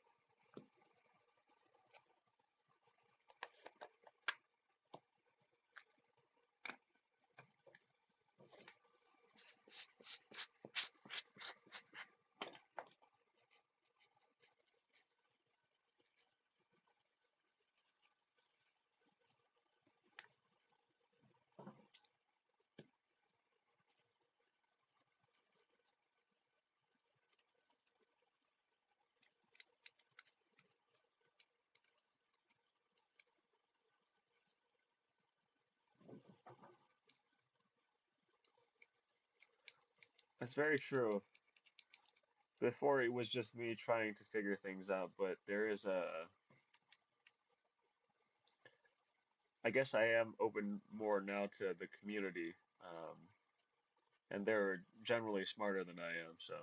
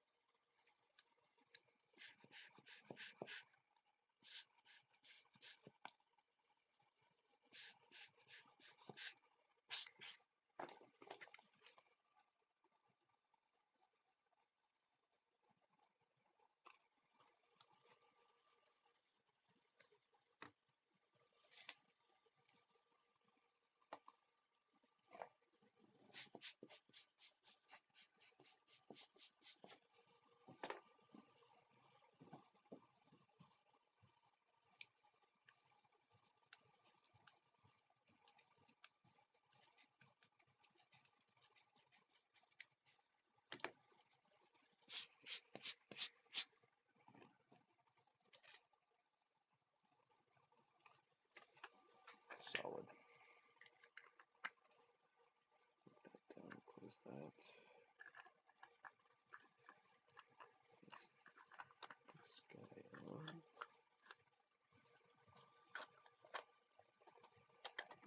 and good to go. All right, put this guy away.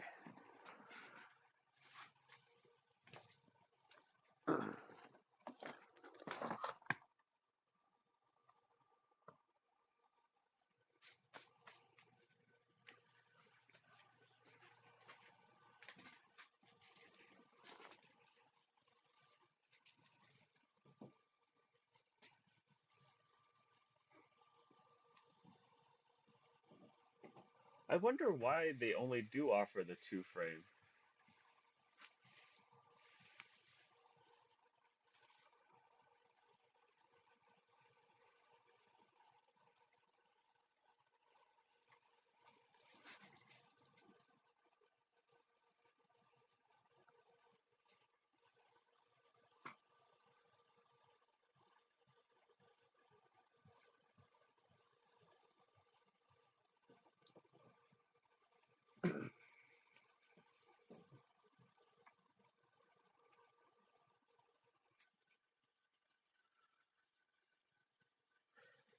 Oh, okay.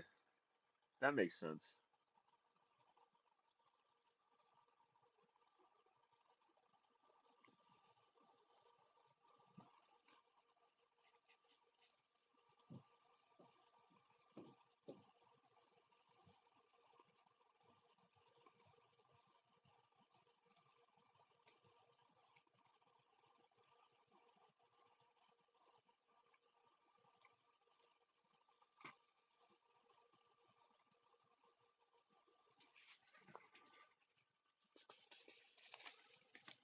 All right, next guy.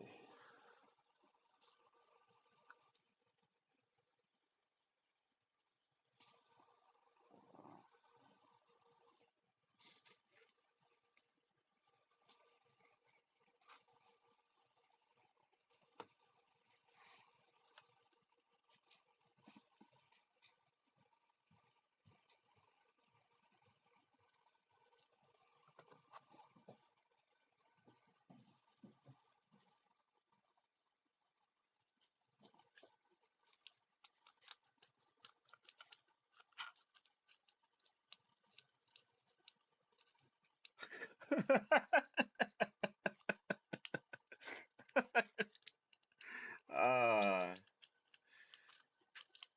I appreciate your sacrifice so that we are better informed on what is available at the current moment. Uh,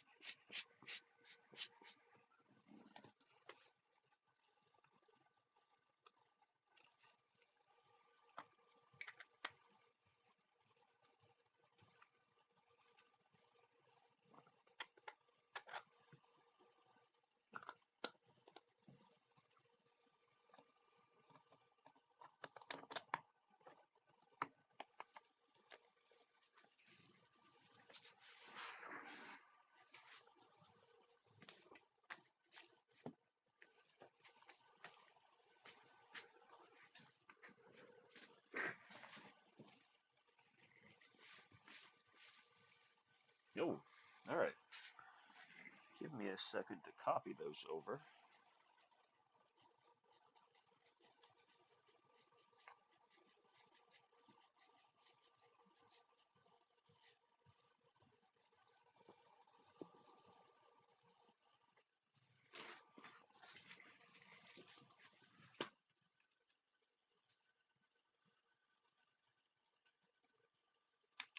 These guys are all on Etsy.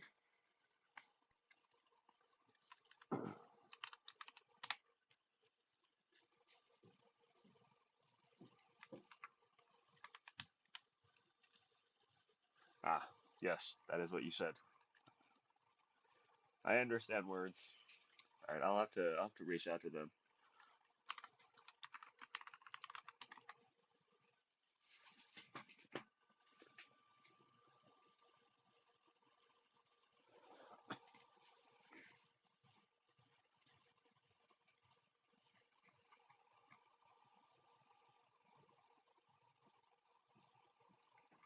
Yeah, I did a quick search, and the first one I found was 8 by 10 for $40. Which I mean, depending on the Frenzel size or the cost, maybe. Um,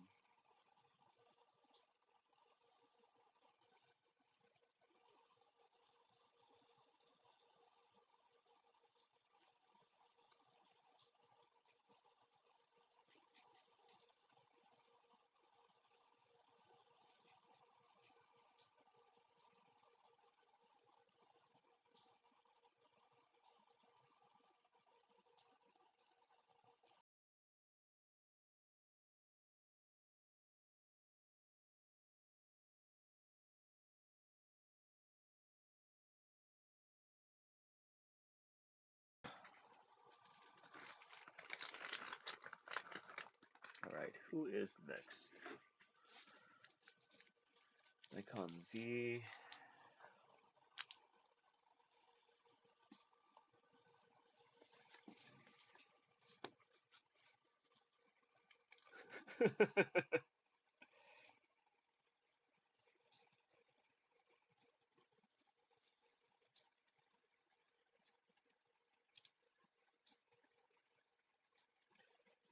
I'm considering finishing off this Kickstarter with me live streaming eating humble pie because I thought so many things going into this, but it's been a super humbling experience.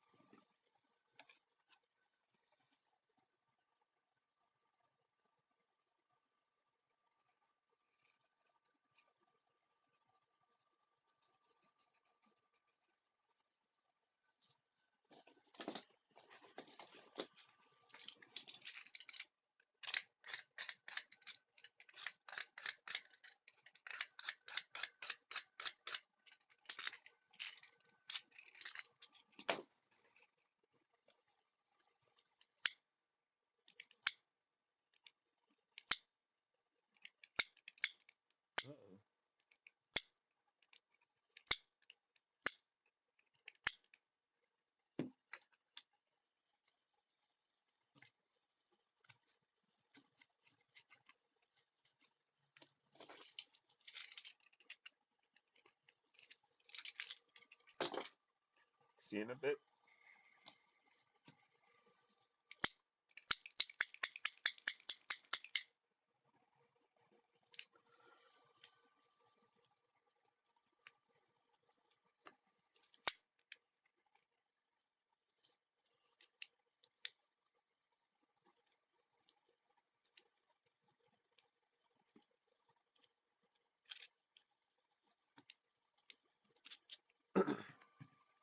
Need to refill this guy.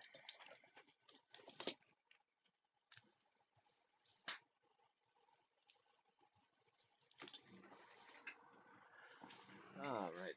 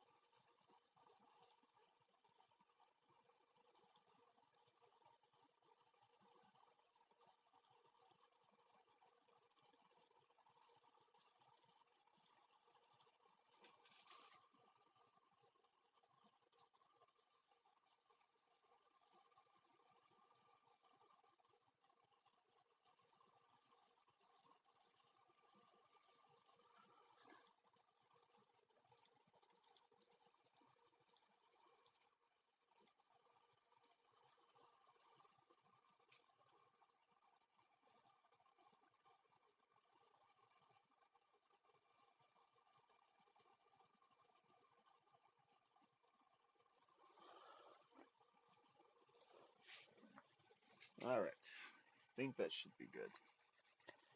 Should be warmed up.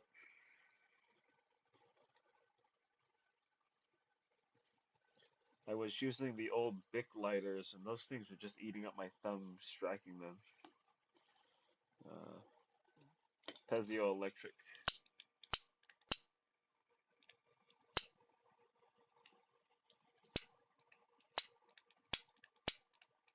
Come on, there we go.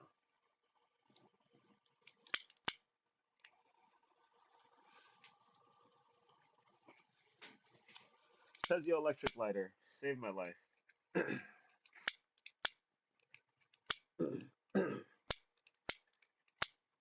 think the mechanism will eventually give out on me, but I think I can find a replacement part or scavenge one off of a different lighter for this Braun Mach 2.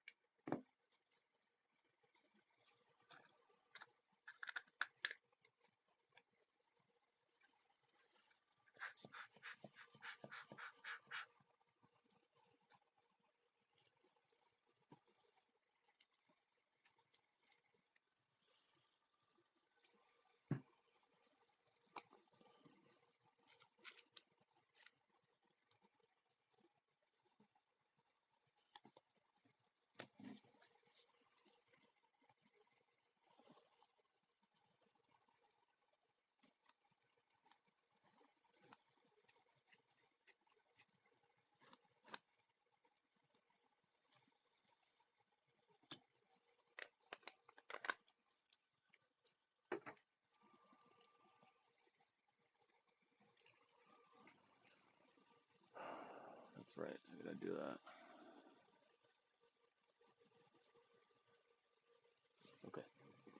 You're fine. You're fine.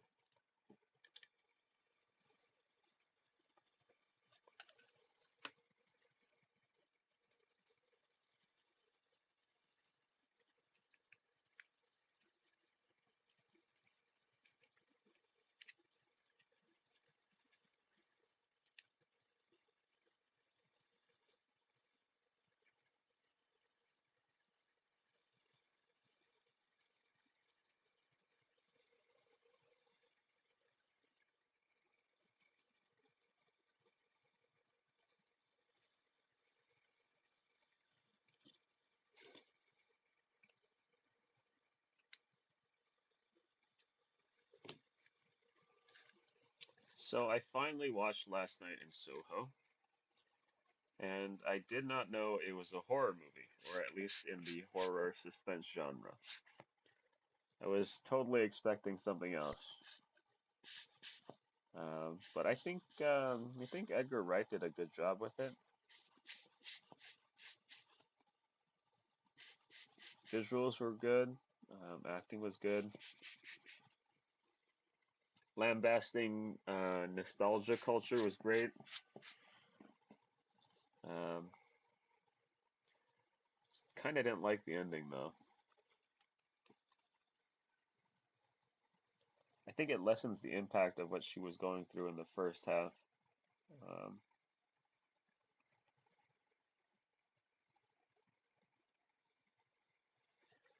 we grew so attached to Alexandra that it kind of falls flat in the end. Um, if you haven't watched it, I guess I won't spoil it, but I don't know. It kind of fell flat for me. I did watch Old too, which was um, I think it was actually pretty good. It was a faithful reproduction or a faithful retelling as close as possible to the original French graphic novel or the French comic. I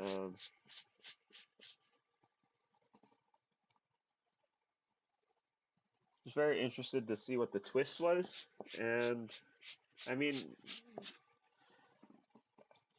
yeah, I think that's the correct move, right? This place accelerates time.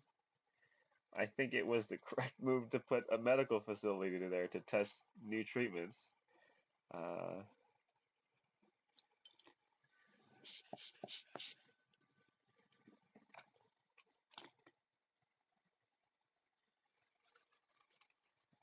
but I think the cinematography was really good. I enjoyed it a lot. Uh,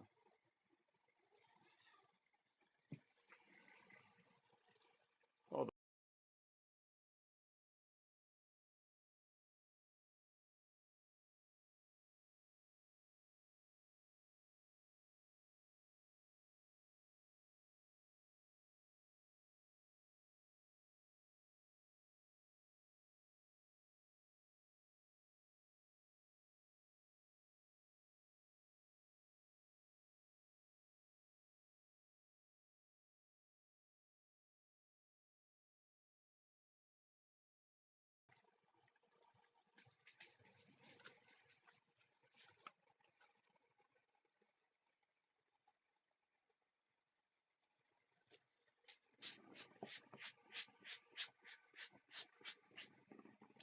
so as we get closer to the end of the stream, I may not stream on Friday.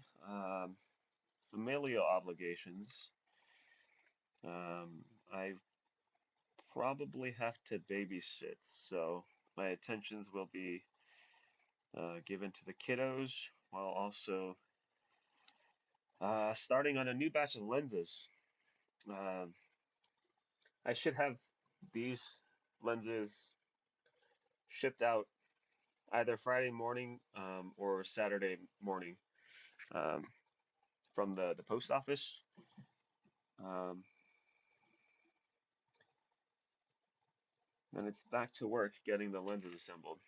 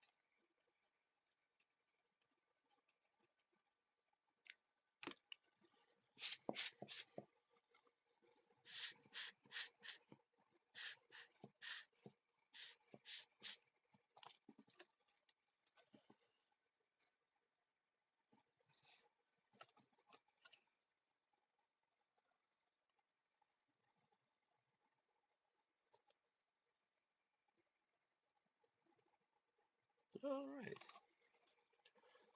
this one's good to go.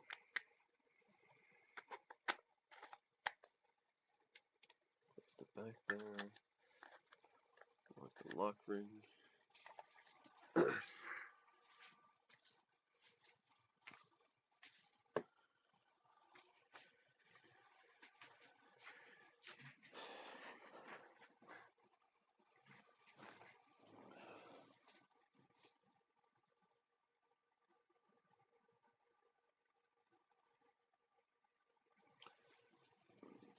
Oh, and then I started off October watching The Exorcism of God, and it was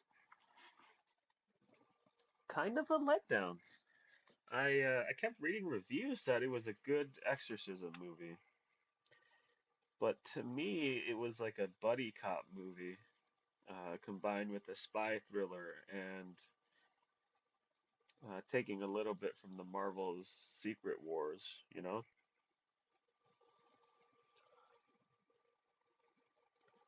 It wasn't particularly spooky either, which was kind of a letdown. I love being scared. E-mount, all black.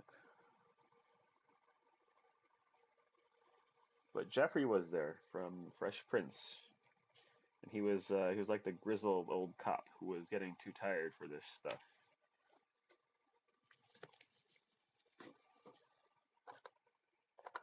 I think I have to watch I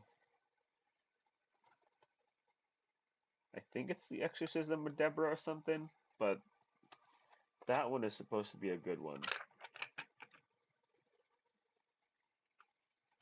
And watching like the first 10 minutes of it, yeah, I think I'll be proper spooked.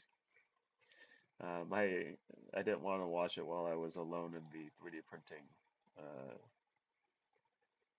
area, because yeah.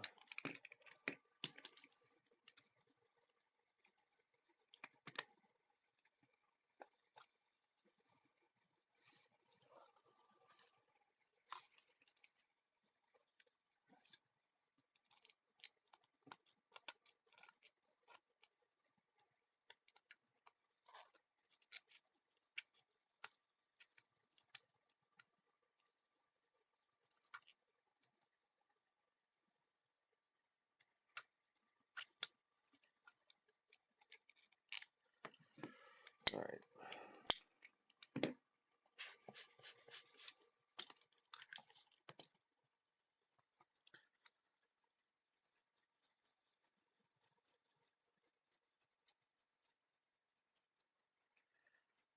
I think tomorrow I might do a Lord of the Rings extended trilogy uh, marathon.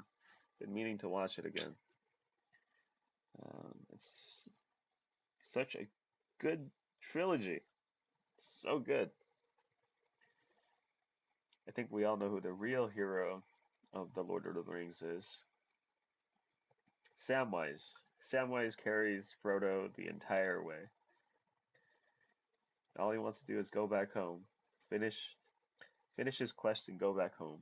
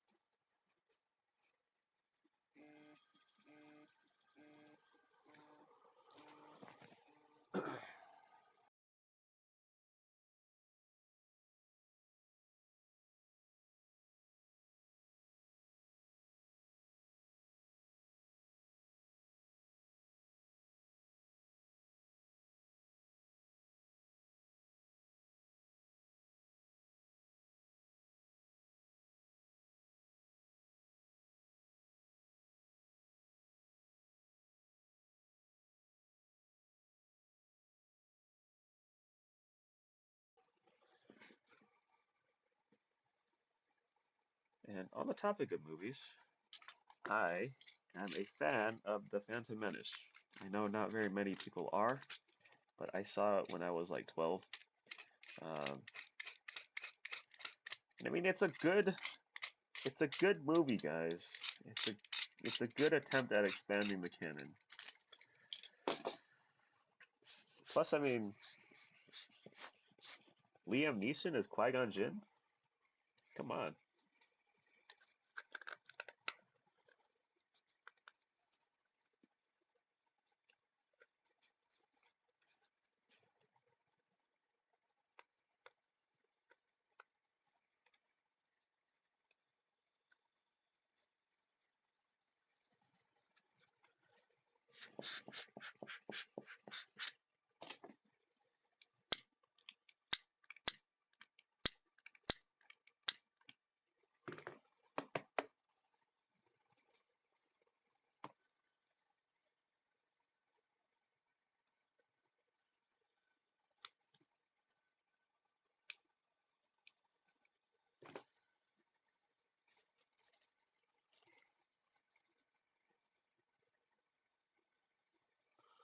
Good, good, good, good, good. Close that.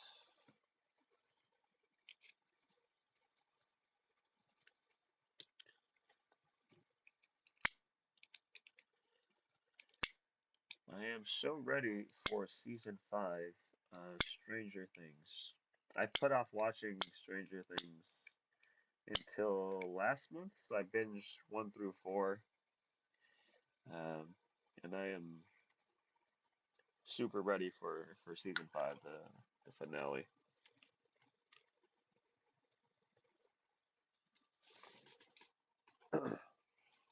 I think it's such a good blend of nostalgia and horror.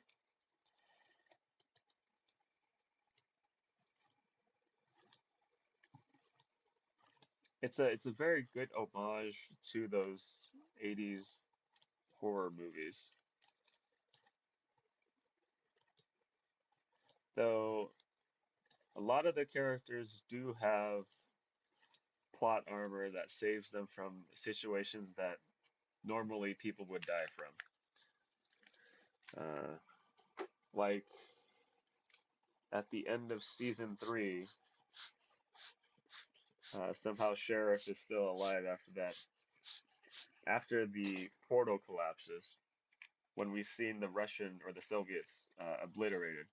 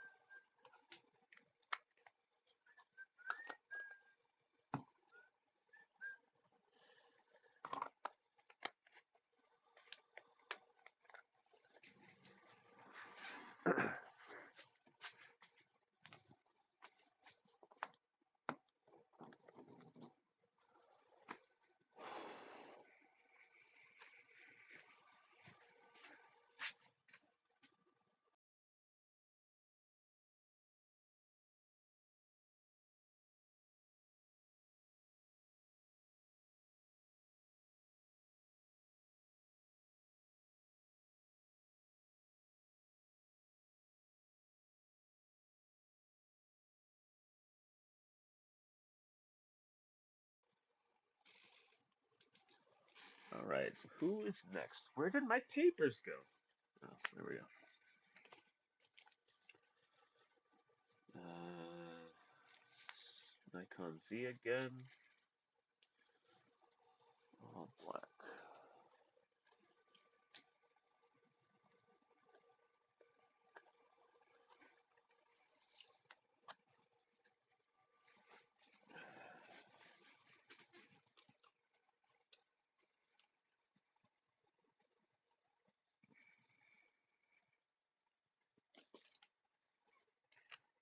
And this is what I get for trying to wean off coffee. I have this massive headache. I've properly hydrated, so I know it's not a lack of water. Um,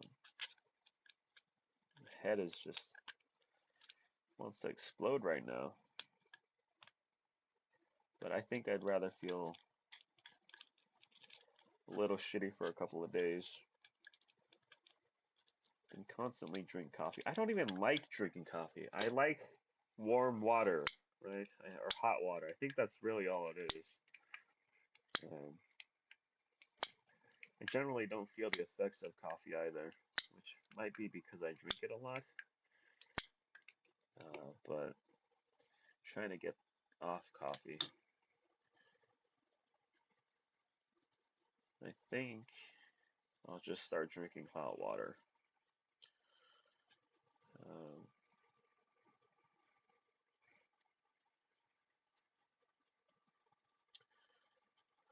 Hopefully this headache goes away tomorrow. It's no bueno right now.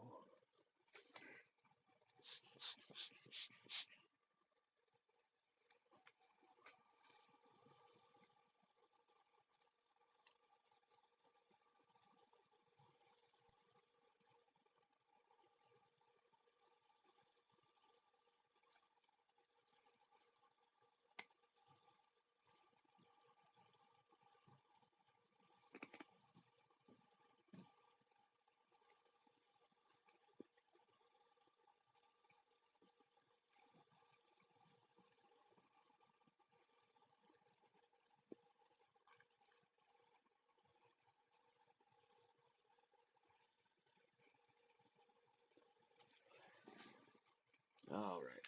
So again, as we head towards the end of this stream, like I said earlier, I probably won't be streaming on Friday, as I have babysitting duties for the nieces and nephews. Um, but I will be continuing with the lens assembly as planned. So I should have everything wrapped up tomorrow for these lenses that I'm going to ship out. Um, Still waiting on some confirmations from a few folks, but for the majority of the people that I have contacted to confirm the addresses, they have reached out and said yes, that is correct. So if I don't get you in this week, I'll get you in next week, depending on if you confirm addresses. And then uh, I will be starting a new batch of 10 on Friday, and then hopefully finishing it up through the weekend so that I can start a new batch on Monday so that we can reach our goals of finishing this Kickstarter. Um, but everything looks like it is pretty well set to go, right? The production is going as well as it can. Um, Printers are printing, parts are being replaced or replenished as I use them. Uh, I might have to, reminder, I might have to buy some more butane for this lighter. And I think I need to update or I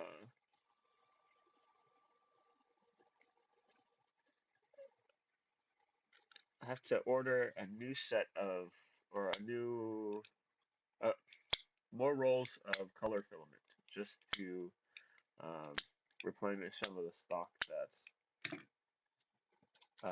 went down because I used them for other camera parts. So,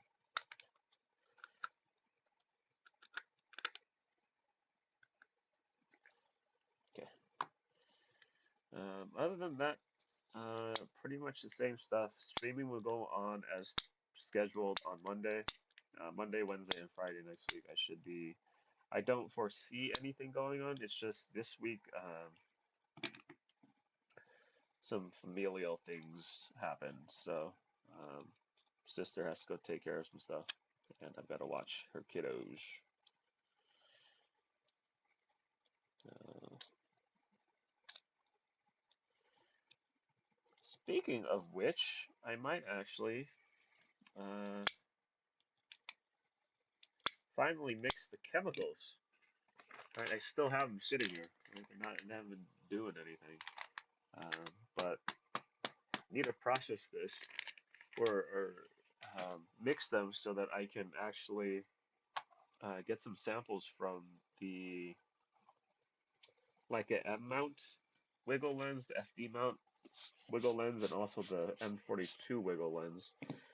Um, and then I have to do some testing with the shift adapter for Canon FD and M42, just to see what kind of examples in perspective correction I can get. So I've got to go take the 85 down to the 75. They're driving stupid Atlanta traffic. Uh, go do some stuff downtown one of these days. Test out those lenses.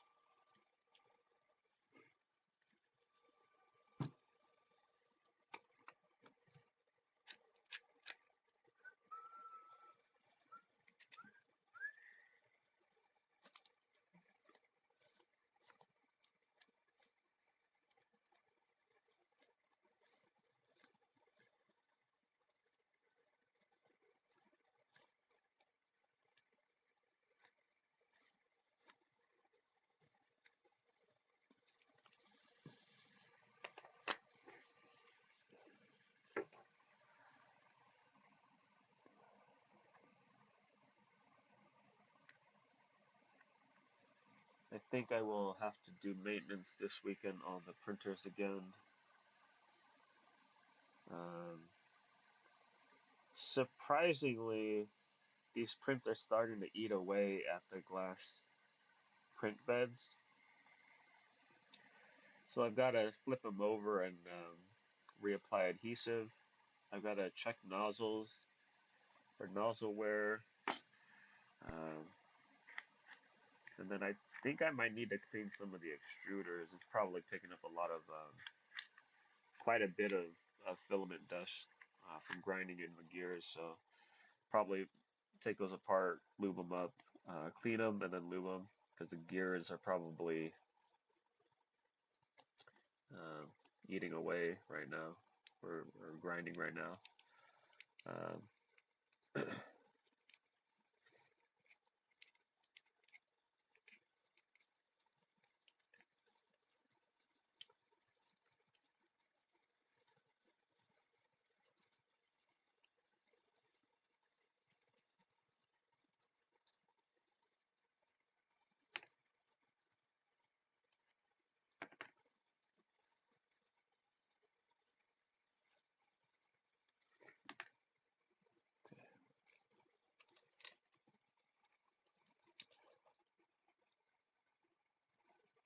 I heard critics didn't like Black Adam, but generally people did.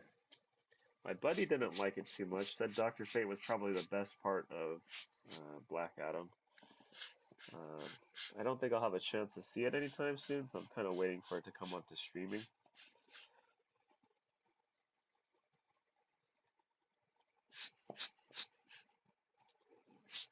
I always liked Black Adam. He seems like what normal people would do with superpowers. Right, he would protect his land any means. Um,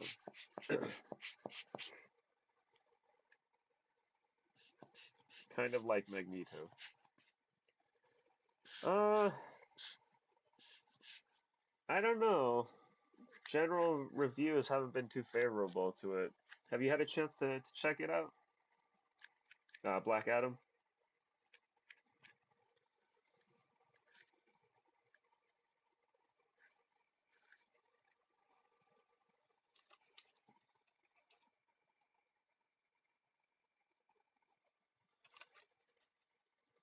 I know the last movie that critics and audience didn't really like from like a superhero comic was Thor: Love and Thunder, but I love Thor: Love and Thunder. So maybe I'll love Black Adam too.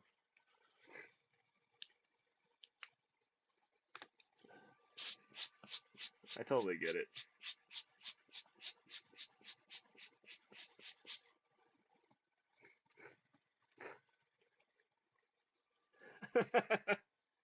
Oh man. What okay, so I've watched the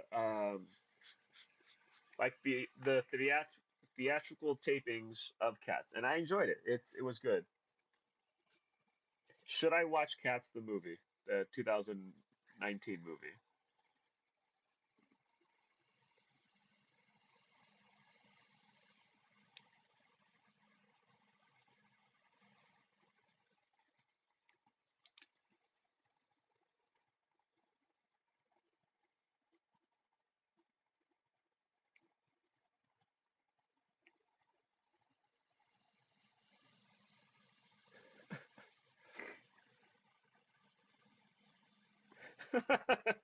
Okay.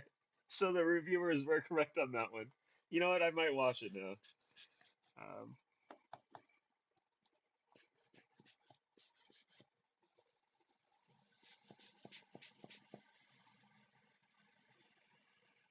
oh wow. But not the fabled butthole cut, right? That's the one that I keep hearing people want.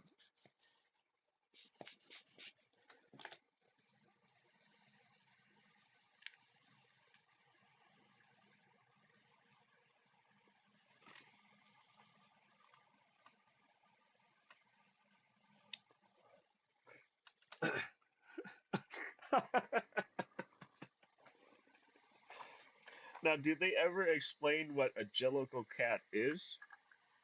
Or are we just to understand a Jellicle cat is something within the cat's universe? Ugh. I think it is time to watch it now.